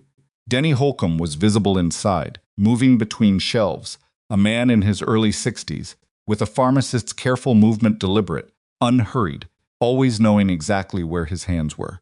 He unlocked the door at 9 exactly. He recognized Claire immediately. Small towns and regular prescriptions, the pharmacist-patient relationship had a particular familiarity. Not close exactly, but consistent. He nodded at her, and then looked at Nolan with the mild curiosity of a man who was good at minding his own business, but also noticed everything that happened in his store. "Ms. Bennett, what can I do for you?" Claire put her phone on the counter. The video pulled up, paused on the best frame. "October 31st. There was an incident outside your store. Deputy Rourke and a woman in a wheelchair." Holcomb's expression didn't change dramatically. Something settled. But something in it settled, the way things settle when a topic arrives that you've been waiting for without knowing you were waiting. He looked at the frame for a moment. "Ruth Ballin," he said. "Do you have contact information for her?" "She's a patient." He looked at Claire, then at Nolan. "I can't just—" "I know," Claire said. "I'm not asking you to give me her number. I'm asking if you would call her and tell her someone wants to speak with her about what happened." She paused. "She doesn't have to, but she should know she can." Holcomb looked at the video frame again. He picked up the phone. He turned away slightly while he dialed. which was privacy, not evasion. Nolan could still hear the one-sided conversation. The careful explanation, the long pause in which he assumed Ruth Balin was either deciding or already decided, and then Holcomb said, "All right, Ruth, I'll tell her." He turned back. "She'll meet you," he said. "She said she's been waiting for someone to ask." Ruth Balin was 54 years old and had been using a power wheelchair since a spinal cord injury 7 years ago. She lived 4 blocks from the pharmacy in a ground-floor apartment, and she opened the door before Claire had finished knocking. No, which meant she'd been watching for them. She was a small woman with close-cut gray hair and the kind of quiet watchfulness that comes from spending years paying attention to environments other people assume are accessible until they aren't. She looked at Claire first, at Nolan, and then she said, "He took my medication." The words landed in the entry hall like stones. "He went through my bag and he found my prescriptions and he held them up and asked me what they were for." Her voice was steady, the steadiness of something compressed, not calm. "I told him they were prescribed." He read the names out loud. Standing there on the sidewalk, reading the names of my medications out loud. She stopped, drew a breath through her nose. There were people walking by, kept his face still. "Did he take them?" Claire said carefully. "He held them for 12 minutes, I counted." She moved back from the door, letting them in. Then he put them back and said he was going to verify the prescriptions, and if anything was irregular, I'd be hearing from him. She paused. "There's nothing irregular. I've been on same subscriptions for 4 years." He knew that. He could see the refill dates. They sat in her living room, Claire and Ruth, Nolan on a straight-back chair near the window, because the couch was low, and he didn't want to take up more space than he needed. "He told me," Ruth continued, "that if I wanted to make things difficult, he could make things more difficult." Exact words. She looked at Claire. "I didn't file anything because I believed him." "You were right to believe him," Claire said quietly. "He meant it. He's done it to other people." She leaned forward slightly. "But that's why we need your account. Because the pattern is what makes it stop." Ruth was quiet. Her hands were folded in her lap, not clenched, just folded. "If I talk to the sheriff, is it going to matter?" As Claire said. "It's different this time. People say that." Claire looked at her steadily. "I've been saying it to myself for 11 weeks. On Monday, in a gas station parking lot, it turned into something real." A pause. "I need you to help me make it more real." Ruth looked at Nolan. "Who are you?" "Nolan Vance." "I was in the parking lot Monday." "Were you?" "No, military." He paused half a second. "Yes, before." She studied him with the frank appraisal of a woman who had learned to read situations quickly because the cost of misreading them was too high. Whatever she found in his face seemed to satisfy something. "'Kay," she said, "I'll talk to the sheriff." They were back on the sidewalk at 10:20. The gray sky had dropped lower, the kind of ceiling that meant snow before nightfall. His phone was buzzing. He checked it, saw Mercer's name, answered. "Tell me something good," he said. "Administrative suspension, effective 40 minutes ago." Mercer's voice was controlled, but there was something underneath it, relief. Not the kind relaxing kind. Come when you've been holding a structure together with your hands. And someone finally gives you the right tool. He's been notified. He's required to surrender his vehicle and service weapon until the county investigation concludes. Exhaled. "That's not all," Mercer said. "Talk." "When I went to process the suspension paperwork this morning, I found out who told him about the Bennett complaint." A pause. "It was in the log." Rourke accessed the complaint file himself. He has a secondary login credential that shouldn't exist, created 8 months ago under an administrative account that was supposed to be decommissioned. She paused again, which means he's been able to see incoming complaints for at least 8 months. Every informal report, every submitted concern. He's been seeing them as they came in. The street was very quiet around Nolan. Claire had come up beside him, close enough to hear the call if Mercer's was speaking loud enough, which she was. "He closed them himself," Nolan said. "We're still verifying. But it appears that several of the resolved complaints were closed by an administrator whose account traces back to the same credential. A beat. He was running his own cover for 8 months. The wind came down the street, and Nolan felt it across his face and thought about the 5 names and the 11 weeks and Margaret sitting on County Road 7 for 38 minutes, while a man in a uniform made himself clear without saying a single word. 8 months. I need Ruth Balin's formal statement, Mercer said. And Margaret's, today if possible. Today, Nolan said. I'll make sure of it. He ended the call. Claire was looking at him. She'd heard enough. 8 months, she said. Yeah. She looked down the street. At the pharmacy. At the block and the sidewalk and the town she'd lived in and driven around and run her errands in, while a deputy with a secondary login credential sat in the department and read incoming complaints before they could go anywhere. He was never going to get caught, she said. If Monday hadn't happened exactly the way it happened. It did happen. Because you pulled over. He looked at her. I was already pushing back, she said, and there was no frustration in it, just the stating of a fact. Before you crossed that parking lot, I was already pushing back. But he would have walked it back enough to avoid anything actionable. Exactly how far to go? She paused. You changed the geometry. You standing there, it made him push further than he would have otherwise. He overcommitted because he expected you to fold. Thought about Rourke's hand going to the cuff case. The decision calculus happening in real time across the deputy's face. I can't win this with words, so I'll win it with authority. The overreach of a man who had been relying on people folding for 8 months and had genuinely forgotten the feeling of someone who wouldn't. He underestimated the situation, Nolan said. He underestimated you. Underestimated the whole thing. He looked at her. You had 11 weeks of documentation.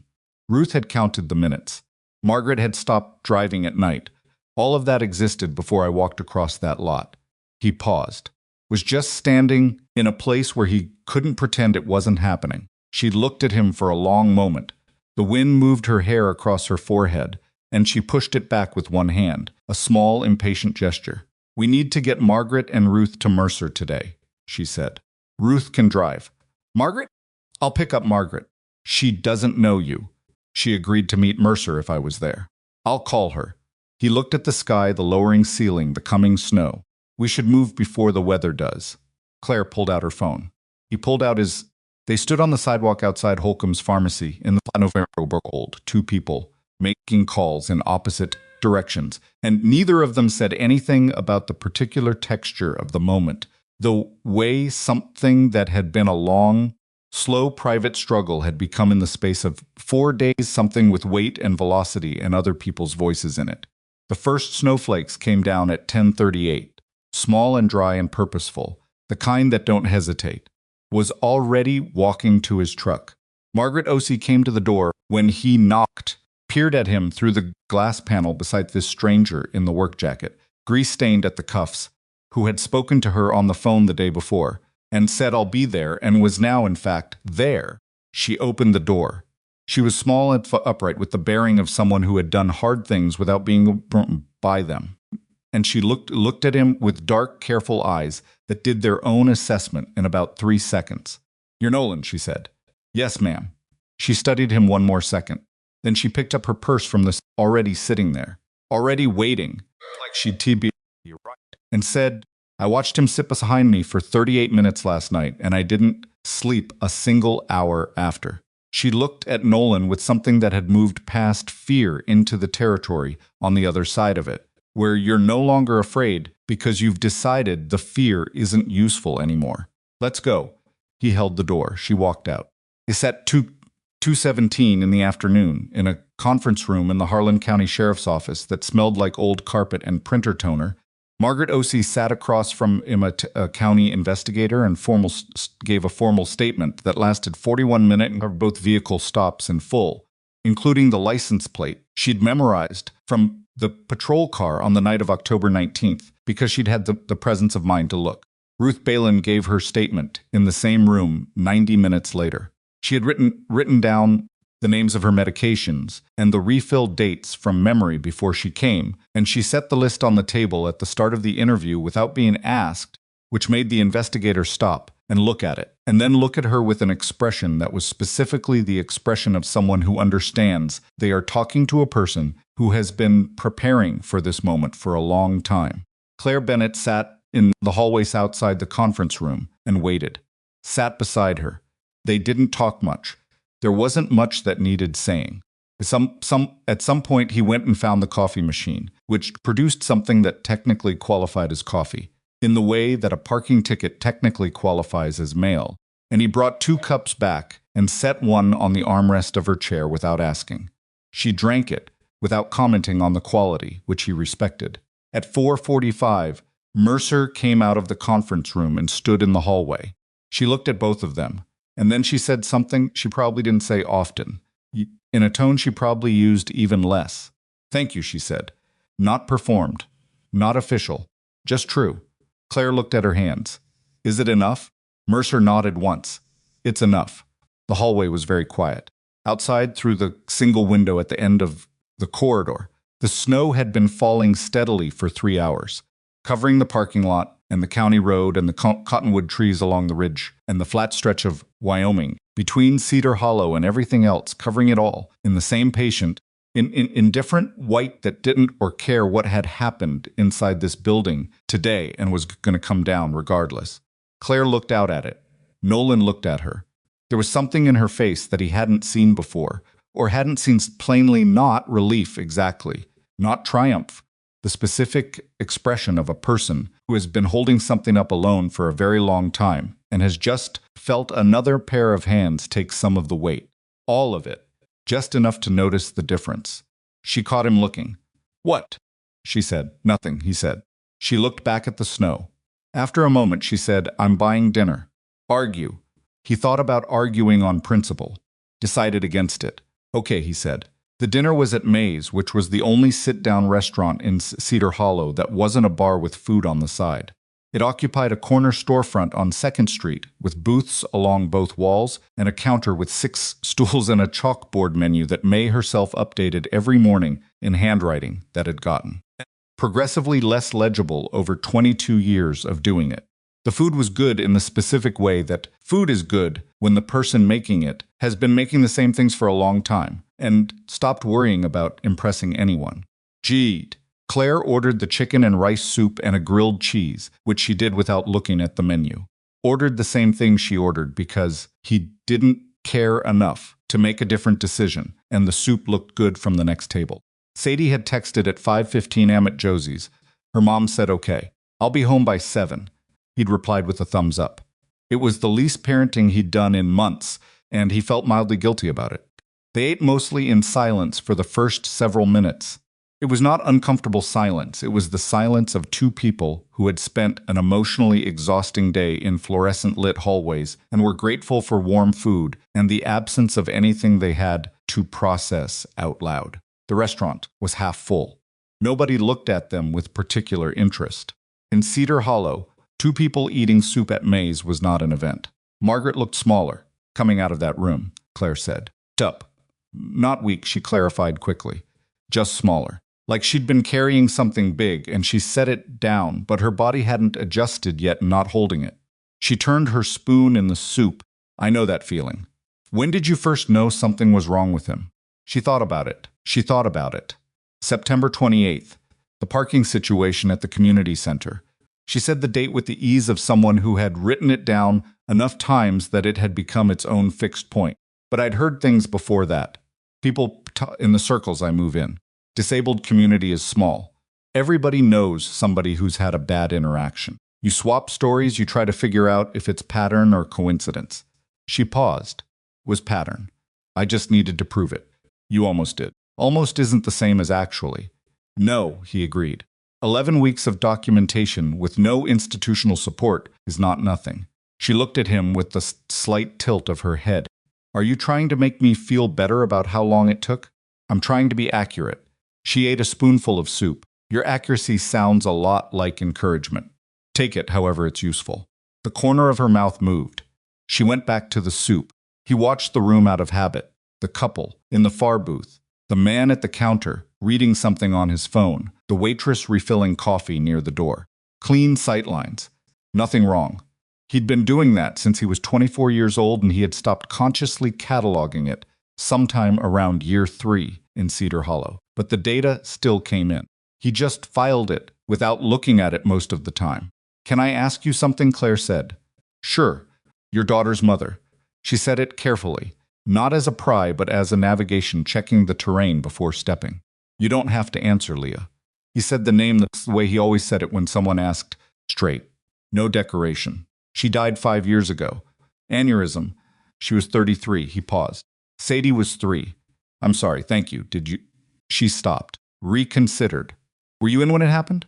I was between deployments. Was home. He looked at the table. That part I got right. He picked up his spoon. I left the teams 8 months later. Came here a year after that. Why Cedar Hollow specifically? I needed somewhere that nobody needed anything from me. He says that plainly, not as self-pity, but as a clean description of the decision. Quiet. Work I could do with my hands. Enough land around me that the nearest person is far enough away. He paused. I found the house on Old Mill Road on a listing site. Drove here once to look at it, bought it. He ate a spoonful of soup. Was 4 years ago. She was quiet, absorbing it. Did it work? She said. Did what work? The small and quiet. He considered that for a moment, for a while. She looked at him. For a while, she repeated. He didn't elaborate. He dropped her at the yellow house on Dunmore at 7:40. Waited until he heard both locks. Drove home. Sadie was back from Josie's, already in her pajamas, on the couch with a book. He said, Josie's mom made pasta, okay? He pulled off his jacket. You brush your teeth? Not yet. Go. She went without argument, which meant she was tired. He sat on the couch in the spot she'd vacated, still warm, and looked at the middle distance for a moment. The house on Old Mill Road was quiet in the specific way it had always been quiet, solid walls novers. Wind outside doing its Wyoming thing against the west side, but contained. He had bought this house specifically for this quality of containment. He thought about Claire saying, did it work? He thought about saying, for a while. Sadie came back. She looked at him standing in the middle of the living room, with his jacket still half on. You okay? She said. Yeah. He finished taking the jacket off. Come here. She came over and he put his arm around her and she leaned against him with the unconscious trust of someone who had never had a reason not to. She smelled like pasta and the slightly chemical scent of Josie's house shampoo. Good day, he said. Medium. Math test was bad. Lunch was good. Josie's dog bit Marcus in the ankle. Is Marcus okay? It was a small bite. The dog is 10 pounds. Still hurts, yeah. She was quiet for a moment. Did you help her? The Claire person? She helped herself. I was there. Sadie considered the difference. Is that the same? Exactly. But it's something. She leaned heavier against him. 2 minutes later, she was asleep sitting up, which was a talent she'd had since infancy, and which he'd never entirely stopped being surprised by. He eased her horizontal on the couch, pulled the throw blanket over her, and went to bed. He didn't sleep particularly well. The county investigation moved faster than Mercer had predicted and slower than anyone wanted, which was the standard speed of institutions when a member of their own was being investigated. The Oversight Office assigned an external investigator named Dennis Pratt, drove up from the county, who drove up morning in a gray sedan and immediately rubbed Mercer the wrong way by asking for coffee before he'd been in the building 5 minutes. Heard about Pratt from Mercer, who called him Thursday afternoon with an update that was more controlled than she probably wanted it to be. He's thorough, she said, in the tone of someone describing a quality they respect in theory and find irritating in practice. Yes, he'd intervened. He asked me to provide the names of anyone who had personal contact with the complainant prior to the formal statement. Meaning, me. He wants to speak with you tomorrow morning if you're available. I'm available. He's going to ask about your background. I assumed, Nolan. A pause. She used his first name for the first time, which registered. Jensen, he may try to reframe your role in a way that makes Monday's events look like a coordinated action rather than a spontaneous intervention. It's a tactic if he can characterize it as organized. He gives Rourke's defense something to work with. You think he's protecting Rourke? I think he's being very careful not to be seen as protecting Rourke, which sometimes looks the same. Another pause. Just tell him what happened. Exactly what happened in sequence. Editorialize. I know how to give a statement, Mercer.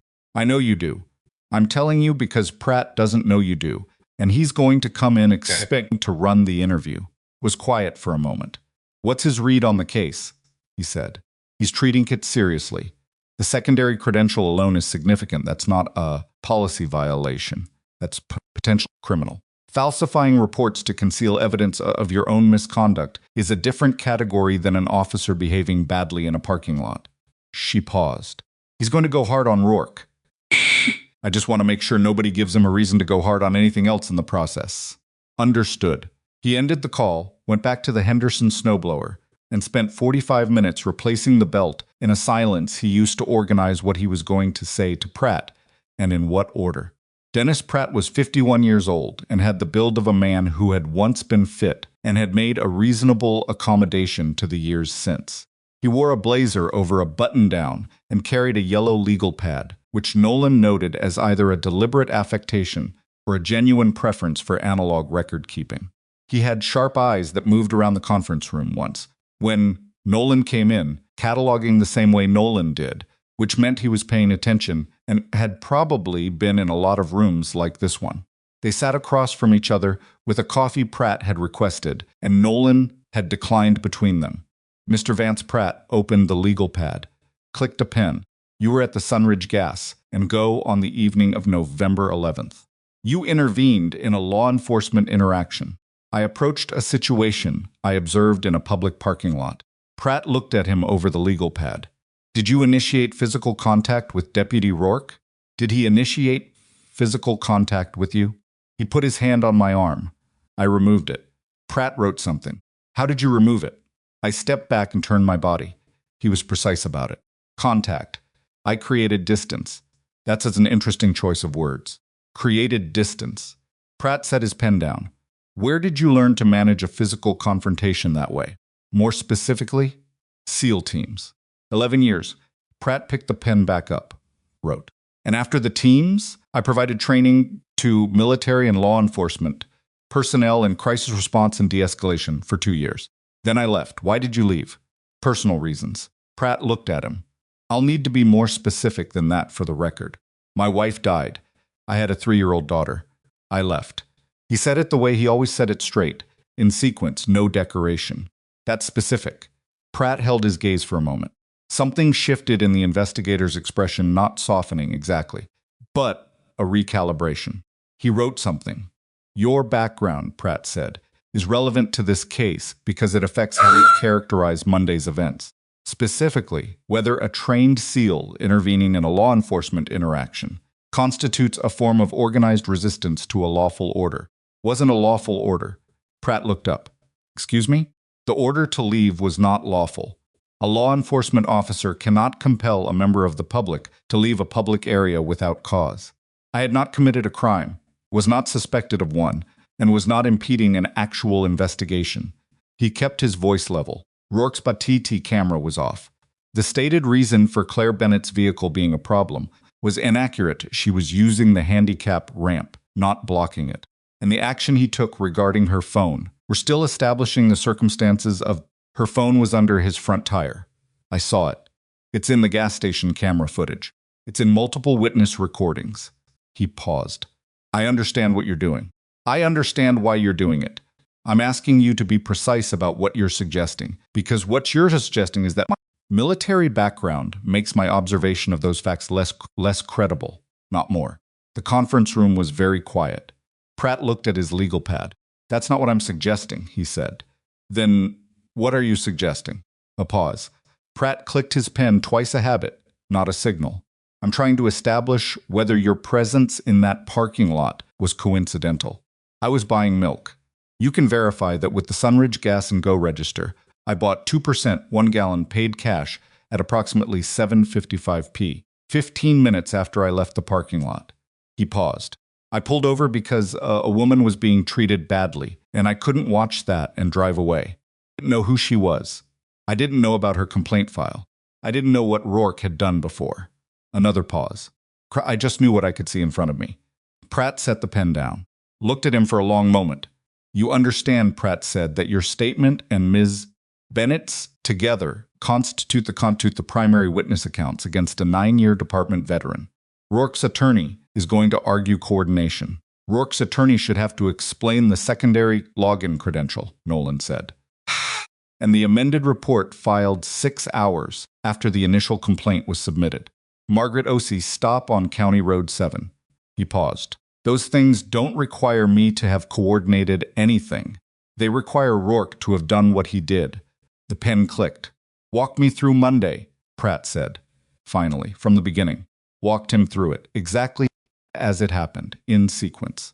He corrected himself twice where he was inferring and said so clearly both times. He described Rourke's body language, the phone's position, the damage to the wheelchair bracket, the moment the cuffs came out, all of it in the precise flat language of someone who had written after action reports and knew the difference between what you saw and what you concluded from it. It took 34 minutes. When he finished, Pratt's legal pad had 3 pages of notes. You said his breathing changed, Pratt said, looking at a specific line. When the second patrol vehicle arrived. Yes. That's an observation most people wouldn't make. Was watching his chest and shoulders, not his face. Face is where people manage their expression. Chest and shoulders are where the stress lives. Pratt looked at him. 11 years, Nolan said. Right, Pratt closed the legal pad. He sat back. For what it's worth, I'm not trying to protect him. Then, why do I feel like I've been in an argument? Because I gave you a witness account that contradicted the assumption you came in with, and you're thorough enough to have noticed. Nolan stood. That's not an argument. That's the job. Pratt almost smiled. Almost. We may need you to be available for county panel testimony. If the case goes that far. It'll go that far, Nolan said. I'll be available. He left. Yes, he'd intervened. The news that Rourke had been suspended moved through Cedar Hollow, the way news moves through small towns not announced exactly, but somehow everywhere by the afternoon it happened. Ray at the hardware store mentioned it when Nolan stopped in for caulk. Eleanor Marsh at the county clerk's office, who had never in 4 years of knowing Nolan's name, initiated a conversation with him about anything, stopped him in parking lot to say she'd heard and that it was overdue. He bought the caulk and went home. 2 days after the Pratt interview, a man named Gerald just called him on his work number, the number on the business cards he'd printed 3 years ago that said Vance Mechanical, small engine and vehicle repair, and had a phone number and nothing else. Gerald Cho was a journalist with the Wyoming Tribune out of Cheyenne, and he wanted to talk about Monday. Told him he had no comment and hung up. Gerald Cho sent an email, read it, found that it contained no new information and several loaded questions framed as innocuous ones, and did not reply. He did call Claire. Tribune sniffing around, he said. He called me too. A pause. I talked to him. He was quiet for a moment. What did you say? I told him the facts of the case. The complaint, the prior incidents, the credential issue, the suspension. She paused. I told him I wasn't going to characterize anyone's motives, and I wasn't going to provide names beyond what's already in the official record. He's going to write the story either way. The suspension is public record. The investigation is public record. It gets written with the relevant context than without it. He thought about that. You're right, I know. A beat. He asked about you specifically. I told him you were a private individual who had acted as a witness, and that beyond that, it wasn't my information to share. Thank you. I didn't do it for you. I did it because it's accurate. A pause, and when she spoke, something in her voice had shifted less operational, more human. But also for you. A little. He didn't know what to do with that, so he set it aside and went back to the snowblower. The article ran on a Thursday, 12 days after the parking lot. It was factual, measured, and stopped well short of what the Tribune's previous work on law enforcement had looked like. No inflammatory framing, no victim narrative construction, just the sequence of events and the documented pattern. Claire was quoted by name, briefly, on the complaint process and the prior incidents. Rourke was described as suspended pending investigation.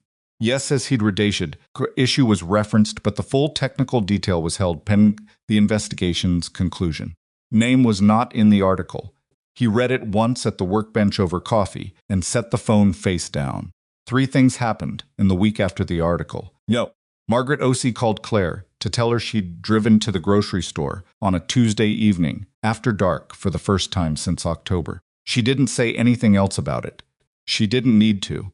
Claire called Nolan after to relay this, and they didn't say much about that either. But he sat with it for a moment after the call ended in a way that he couldn't entirely account for. Ruth Ballin called the pharmacy and left a message for Denny Holcomb saying thank you, and then called Claire directly to say she'd been in contact with a disability rights organization out of Casper that was looking at a broader pattern of law enforcement interactions with disabled residents across 3 counties. She wanted Claire's binder. Claire said yes immediately, and Rourke's attorney filed a motion asserting that the complaint had been coordinated by a civilian with military training in psychological operations who had used his SEAL background to manipulate law enforcement proceedings. Read the motion summary that Mercer forwarded him and felt, for the first time since Monday, something close to anger. Hot anger, more the cold kind, the kind that sits in the chest and doesn't go anywhere. Called Mercer. Can he make that stick? No, her voice was flat. It's a defensive filing. It doesn't have to stick. It just has to create enough noise that someone pays attention to it. A pause. It won't work. Your statement is clean. Your record of service is public. And nothing in the documented timeline supports coordination. You had no prior contact with Bennett before November 11th. That's provable. It puts my service record in the public filing. It was quiet. I'm sorry, Mercer said. I wish I could protect that from the process, but once it's cited in a filing, it's public. He looked at the ceiling of the workshop. It's fine, Nolan. She paused. The panel hearing is being scheduled. Mid-January, most likely. They'll want your testimony. I said I'd be there. I know you did. I just want you to be prepared for what that looks like now. The defense filing. They're going to put your background center stage. They're going to try to make the story about you. A silence. That easy? She said no. He exhaled. But the alternative is stepping back and letting the story be about Claire and Margaret and Ruth and about whether their accounts are sufficient on their own. A pause. They are sufficient. But if I step back, someone has to carry the weight of proving that. And they've already been carrying enough weight. Mercer was quiet on the other end for long enough that he wondered if the call had dropped. I misjudged you, she said finally. How? When I read your service record, she stopped. I expected something different. He picked up a socket wrench that didn't need to be picked up. Something more aggressive. Something more interested in being acknowledged.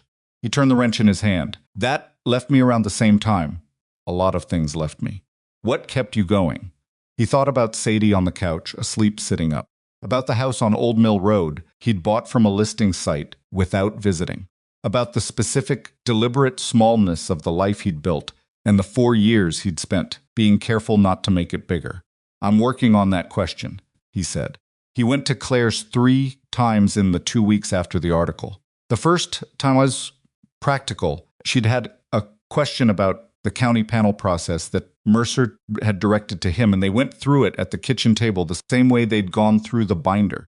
He stayed 2 hours. The second time was less practical.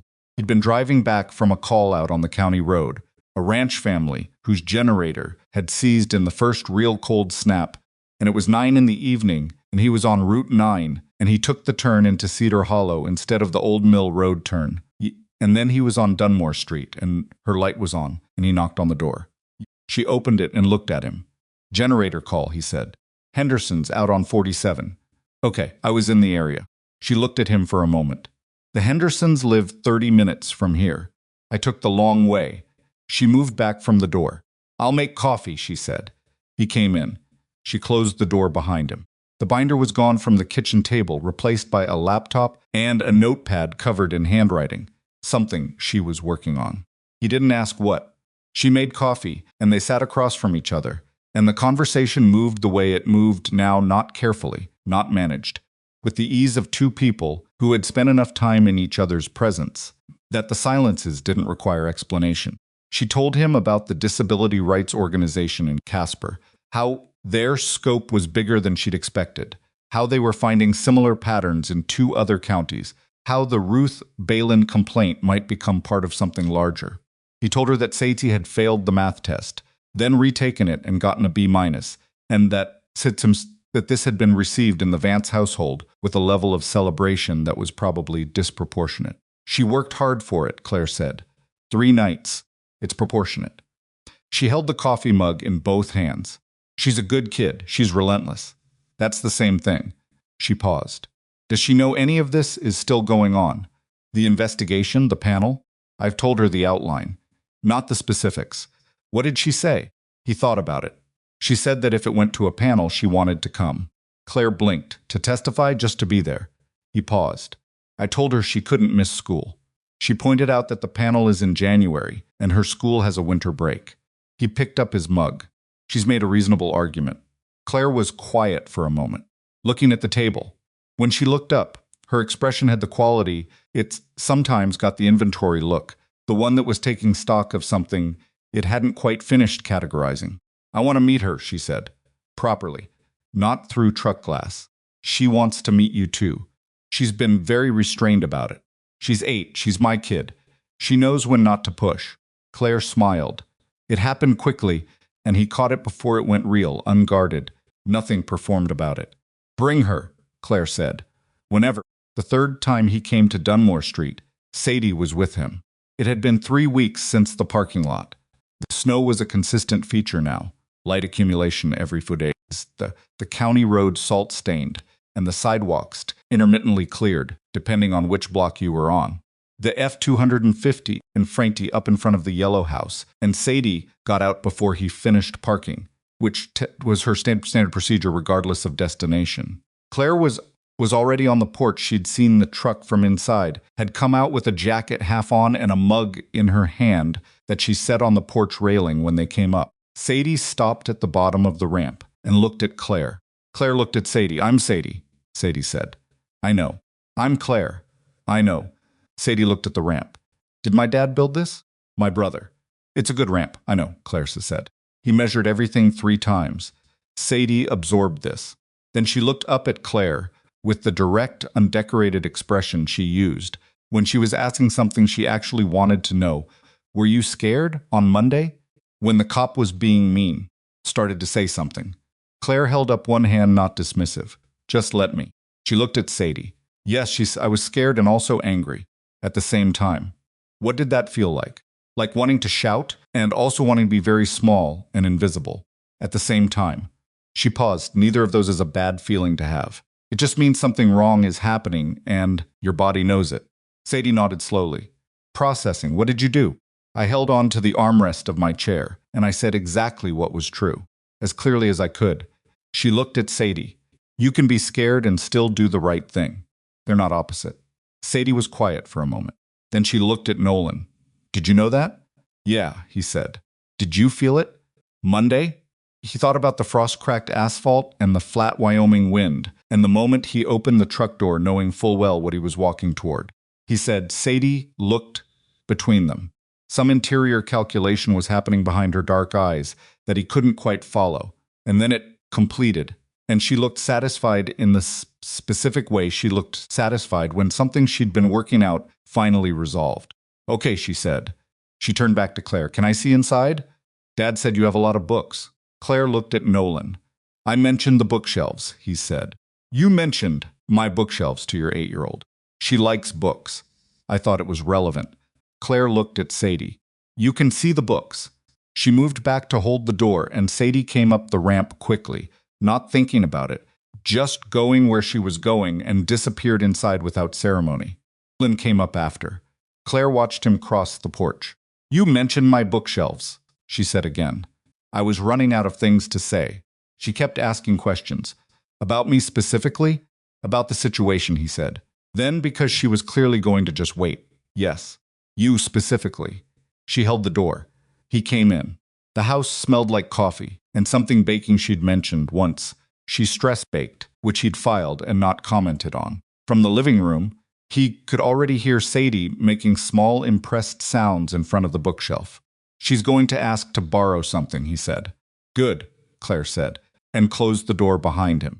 The county panel was scheduled for January 14th. On December 19th, the district attorney's office notified Mercer that they were pursuing a charge against Travis Rourke, 2 counts of falsifying official records. 1 count of evidence, tampering related to the repositioning of Claire Bennett's phone, and 1 count of misconduct in office, covering the credential access issue. The charges were not yet public. Mercer called Nolan at 7 in the morning. It's moving, she said. I know. How do you know? I just found out an hour ago. I meant in general. He paused. Is the panel still happening? Yes. The criminal track and the departmental panel run separately. The panel determines his employment status. The DA determines the rest. A pause. Your testimony at the panel is still needed. I'll be there. She used his first name again. He was getting used to it. Off the record. Okay. When this is over, the panel, the case, all of it, you should know that what you did in that parking lot mattered in a way I can quantify. A pause. Margaret drove at night. Ruth is working with an advocacy organization. 2 prior complaints that were closed have been reopened and are going to result in additional findings. A breath. You pulled over for milk. He was quiet for a moment. Claire built the case, he said. Claire built the case. You kept it from being buried in a parking lot.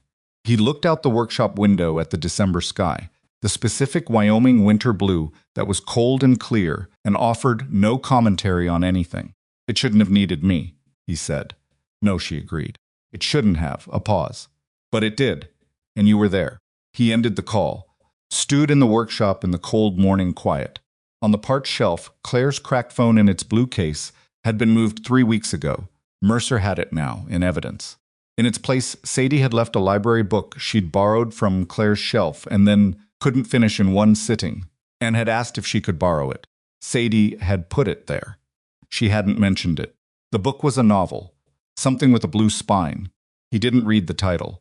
He picked up the wrench he'd set down when the phone rang and went back to work.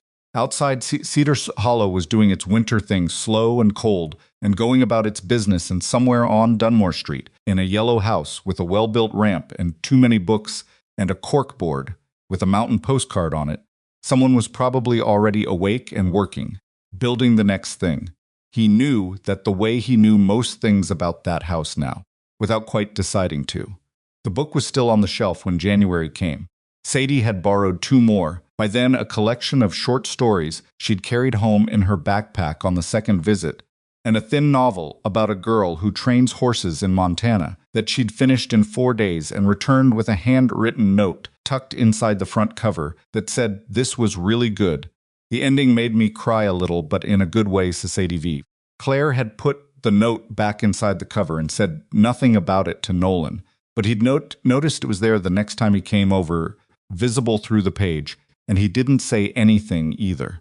Some things you just let be. January in Cedar Hollow did not soften for anyone. The cold was consistent and personal, the kind that finds the gap between your scarf and your collar and pushes through without apology. The county panel hearing was on a Tuesday, and Nolan drove to the county seat the night before, so he wasn't making the 2-hour drive on icy roads at 6 in the morning. He got a room at a motel that smelled like industrial carpet cleaner and had a heating unit that worked on a 15-minute cycle, loud, then silent, loud again. He didn't sleep particularly well, which was not unusual. Claire drove down the same evening with Ruth Balin, who had offered her car and then immediately second-guessed the offer because her Subaru had a radio that only received 2 stations past the Cedar Hollow County line, which made the drive quiet in the way that forces conversation. By the time they arrived, Claire had learned more about Ruth Balin's life, her ex-husband, her sister in Colorado, her 7 years of spinal rehab, the garden she'd started last spring than she had in all the weeks they'd been in contact around the complaint. Margaret Ossie drove herself, which Nolan only found out when she called him at 7:45 the next morning and asked where to park. "The county lot on 5th, he said. "I'll meet you." "Can find a parking lot," she said. "I know you can. I'll meet you." A pause. "Okay." The county administrative building was the kind of building that had been designed to communicate civic authority without spending money it didn't have. Beige stone exterior, wide stairs, glass doors that were slightly too heavy. The panel room was on the 2nd floor, not a courtroom, but arranged in a way that borrowed from courtroom geometry. A long table for the panel members, a table for the departmental representative, chairs arranged in rows for attendees, institutional carpet, the same industrial cleaner smell as the motel. 5 panel members, 2 from county oversight, 1 from the State Law Enforcement Standards Board, 1 from the district attorney's office present as observer since the criminal track was separate, and 1 community representative, a woman in her 60s named Patricia Voss, who ran an elder services nonprofit, and who Nolan noted immediately because she sat with the stillness of someone who had already read everything and was waiting to see if what happened in the room matched what she'd read. Rourke was there. It was the first time Nolan had seen him since the parking lot. He sat at a table to the left, with his attorney, a man named Gary Fitch, who had the practiced neutrality of someone billing by the hour. Rourke was in civilian clothes, which was procedural suspended officers don't appear in uniform. He wore a dark blue shirt and slacks, and he had the particular quality of a man who has spent weeks managing his expression and was fatigued by the effort. He looked older than he had in the parking lot. Not dramatically, just the way people look when they've been living under significant pressure for long enough that their face starts showing the arithmetic. He looked at Nolan when Nolan came in. Nolan looked back, confrontationally, no, with satisfaction. Just the flat acknowledgement of two people in the same room who both knew how they'd gotten there. Rourke looked away first. Claire came in 20 minutes before the hearing started, Ruth beside her. Margaret finding a seat in the second row with the deliberate placement of someone who has thought about where they want to be. Sat next to Margaret without ceremony. "How are you?" he said. She said plainly. "I don't like rooms like this." "Do I?" She looked at him sideways. "You look like you do. That's just what 11 years of sitting in rooms you don't like looks like from the outside." She almost smiled. Almost. The hearing lasted 4 hours and 23 minutes, with a 20-minute recess at the midpoint. The departmental case opened with Mercer, who presented the timeline with the clean precision of someone who had been preparing for this specific presentation for 7 weeks and had no patience for anything that wasn't directly relevant. She laid out the credential access issue first, which was the right call. It reframed everything that came after as pattern rather than incident. The panel members who had come in treating this as a misconduct hearing visibly recalibrated when the credential documentation went up on the screen.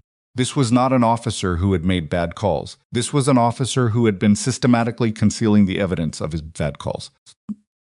Fitch objected to the credential findings on technical grounds twice. Both times, the panel chair, a careful man in his 50s named Howell, who asked questions with the precision of someone who had read everything 3 times, denied the objection and moved on without elaboration. Ruth Balin testified second. She sat at the witness table with her list of medications and refill dates in front of her, and she described October 31st in the same compressed, factual tone she'd used in the county office, and the room was very quiet while she did it. When she said he read the names out loud, on the sidewalk, while people walked by, the community representative, Patricia Voss, wrote something on her notepad and underlined it. Margaret O.C. testified third. She was brief. She described the 2 vehicle stops, the 38 minutes on County Road 7, and the fact that she had stopped driving after dark. She said that last part quietly, without effect, and then she folded her hands on the table and looked at the panel and said, "I'm 68 years old and I've driven these roads for 42 years. He took that from me for 4 months. She paused. "I want it on record." "It's on record," Howell said. "Thank you, Ms. O.C." Claire testified fourth. She had the binder. She walked through the 11 weeks in sequence with the methodical care of someone who had organized it specifically to be walked through in sequence.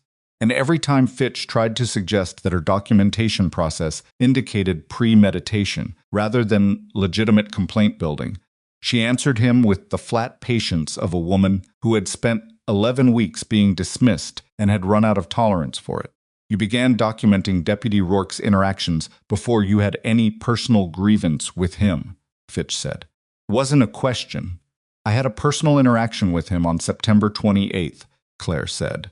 "I began documenting after that because I suspected it wasn't isolated," which it wasn't. She looked at the binder. Investigating whether something is a pattern by collecting evidence of the pattern is not premeditation. It's what you're supposed to do. Fitch moved on. Nolan testified last. He had not prepared remarks. He had organized what he was going to say the way he always organized things, not written down, just sequenced. First event, second event, third event, what he saw, what he did, what he observed. He sat at the witness table, and he gave the panel the sequence without editorializing. And when he got to the body camera indicator light and the phone under the tire, the panel member from the standards board leaned slightly forward and asked him to repeat the sequence of events around the phone's location, which he did, and the panel member wrote something. Fitch waited until he was done. "Mr. Vance," Fitch said, and he used the tone that meant The thing he was about to do was something he'd been building toward. You have 11 years of Navy SEAL training. You have 2 additional years of experience training, military and law enforcement personnel in crisis response. Is that accurate? Yes. Would you say that your training gives you a specific advantage in, let's call it, reading situations, understanding tactical dynamics? And would you say that a man with your background, encountering a law enforcement interaction, might be more likely to recognize tactical vulnerabilities in an officer's position, opportunities to apply pressure? The room was quiet. Nolan looked at Fitch with the same expression he'd used in the parking lot. I recognized that a woman was being mistreated, he said. I didn't need 11 years of training for that. I needed eyes. A murmur moved through the room. Howell didn't suppress it, which meant he'd decided it was appropriate. You intervened, Fitch said. I stood in a public parking lot and asked questions. You de-escalated a law enforcement officer. No, Nolan said. I was a reason for the officer to de-escalate himself. There's a difference. He paused. I didn't touch him. I didn't threaten him. I told him what I could see and where the cameras were, and I stayed. Another pause. If the presence of a witness is sufficient to change a law enforcement officer's behavior, the question worth asking isn't what the witness did. It's what the officer was planning to do without one. The room was very still. Fitch looked at his notes. Put them down. No further questions. The recess was 20 minutes. Nolan stepped out into the corridor and stood near the window at the far end, and looked at the parking lot below and the January sky above it. And after about 3 minutes, Claire came up beside him. They stood without talking for a moment. Fitch looked like he ate something bad. When you said that last part, she said. I'm not trying to win points. I know, that's why it landed. She paused. Okay, he thought about it. Honestly, I don't like rooms like that. You didn't show it. That's a different thing than not feeling it. He looked at the parking lot. 3 cars, a pickup, a county vehicle. The panel's going to recommend termination. You think so? Yes. Howell's been deciding since the credential findings. He's just making sure the record is complete. He paused. Fitch knows it too. The cross-examination was a Hail Mary. Claire was quiet for a moment. I don't know what I expected to feel right now. What do you feel? She thought about it, like I'm waiting for something else to go wrong. He understood that exactly. The particular vigilance that doesn't know how to stop when the thing it was watching for has finally moved. It might take a while to turn that off. Did yours turn off after you left the teams? At the parking lot. I built a small enough life that there wasn't much to watch for, he said. That's different from turning it off. She was quiet, absorbing that. Sadie changed it, he said, because it was true and she'd asked. Having someone who needed things, specific things, every day, redirected it. He paused mostly. And now? He looked at her.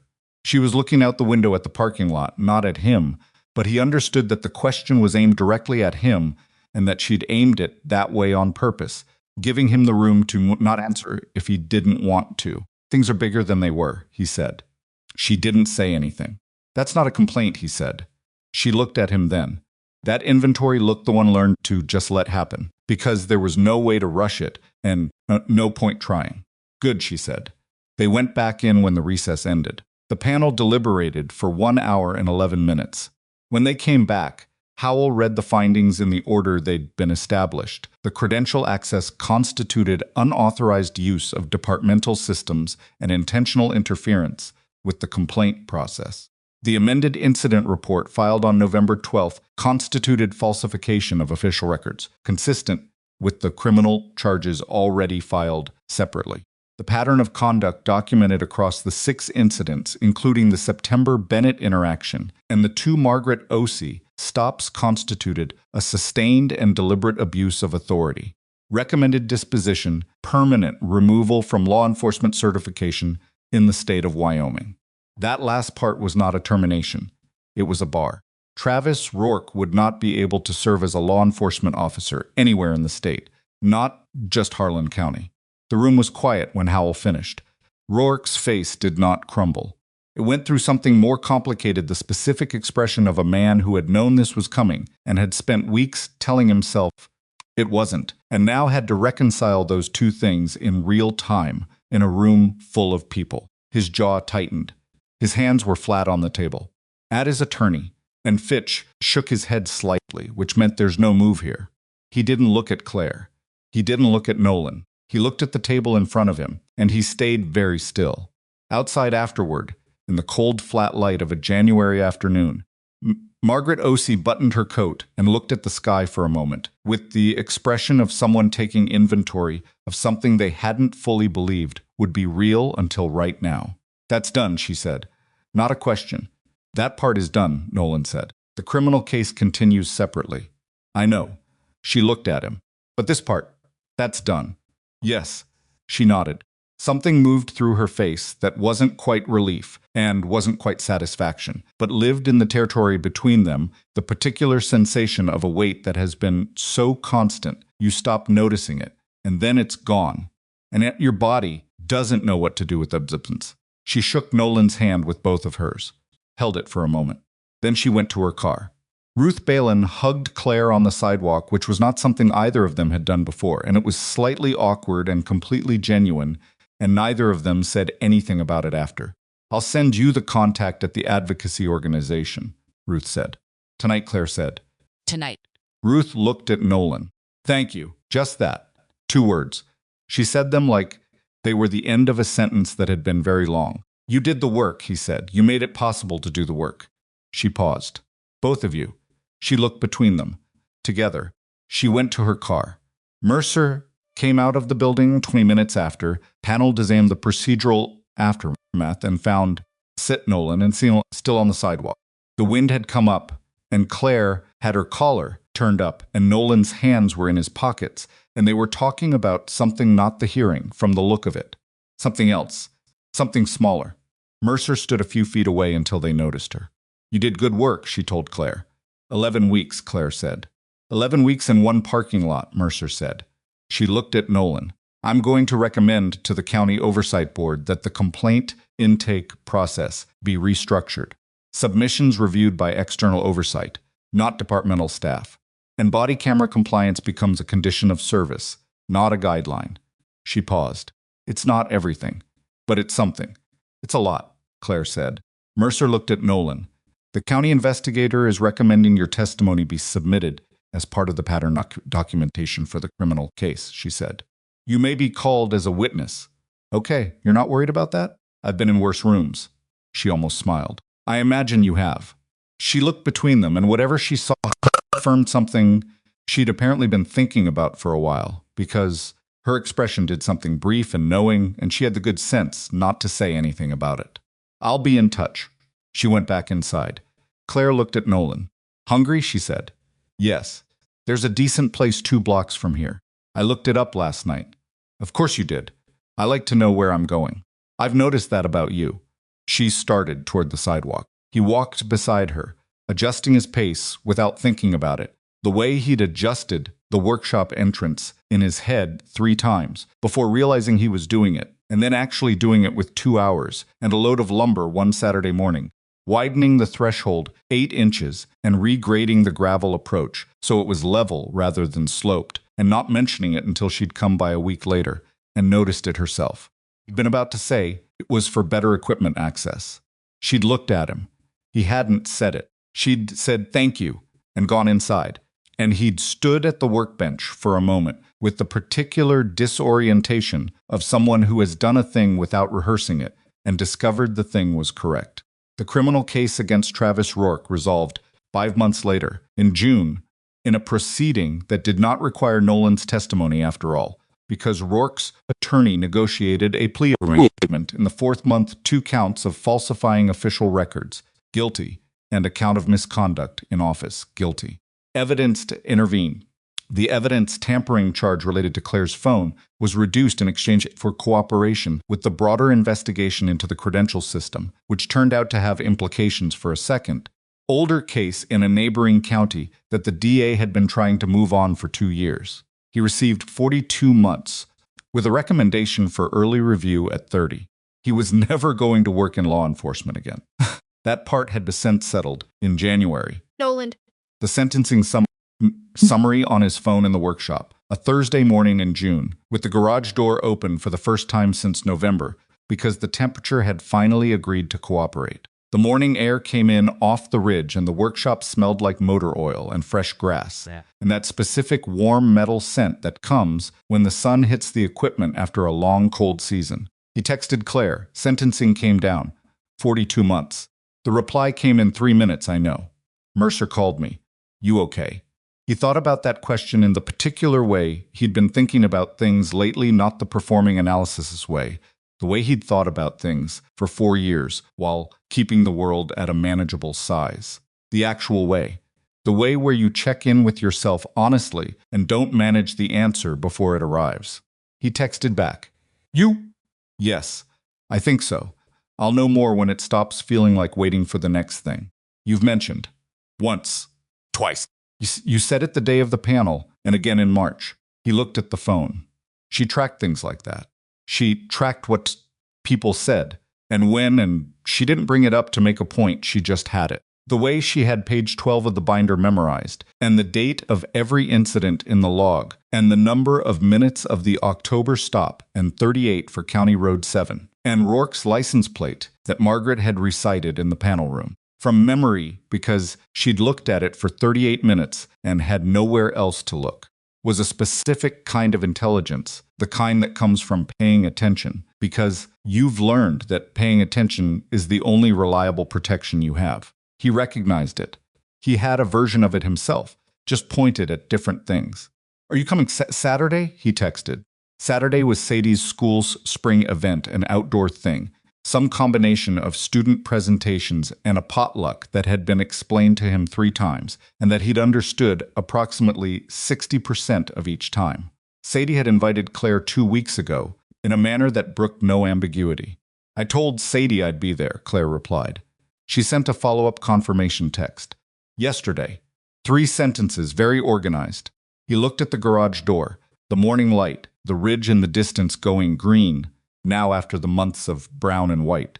She gets that from her mother. He typed and sent it, before he thought about it, too hard, which was how he was starting to do more things. The reply took slightly longer than the others. Good, Claire wrote. You should talk about her more. He set the phone down, picked up the socket set, thought about Leah, not with the compressed, managed grief he'd carried for 5 years like a weight he'd calibrated exactly, so it didn't slow him down, but just plainly. The way she laughed at her own jokes before she finished them. The way she'd made decisions fast and without second-guessing, and how he'd spent 3 years thinking that was recklessness, and eventually understood it was courage. The way Sadie's eyes were hers, exact, and how every morning was a small, specific reminder that the best thing he'd done in 37 years had started with a person he still missed. He thought about how Leah would have handled a parking lot situation. She would have gotten out of the truck faster than him. He almost smiled. He went back to work.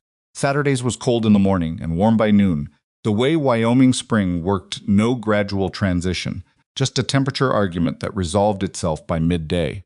The school grounds had the cheerful chaos of a poorly organized outdoor event, folding tables at angles, a sound system with feedback problems, children in various states of presentation day energy, parents trying to locate their specific child's specific display among 30 identical trifold boards. Claire arrived at 11:15 and found Nolan standing near the edge of the field with a cup of bad coffee, scanning the trifolds. Hers is the 3rd one on the left, he said before she reached him. You already found it? I've been here since 9. She needed help setting up. Did she need help, or did you need to be helpful? He considered this. Both.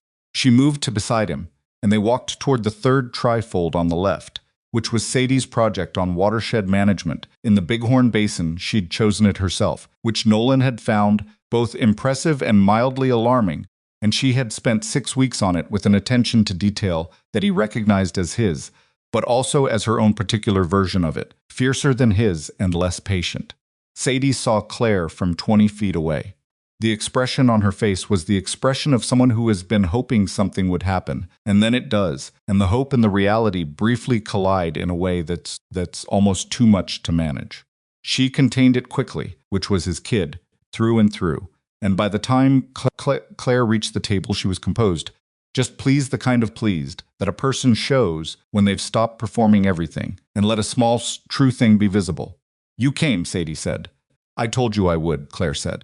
You sent a confirmation text. I wanted to make sure. Claire looked at the trifold, at the maps, the data charts, the photographs. Did you do all of this yourself? Dad helped with the data formatting. The rest is mine. Claire read the display with genuine attention, the kind that isn't performing interest but actually engaged. She asked Sadie 2 questions, specific ones, about a chart on sediment levels and about the source of a photograph, and Sadie answered them with the confidence of someone who knows the material and has been waiting for someone to ask the right questions. Stood slightly back and watched the two of them.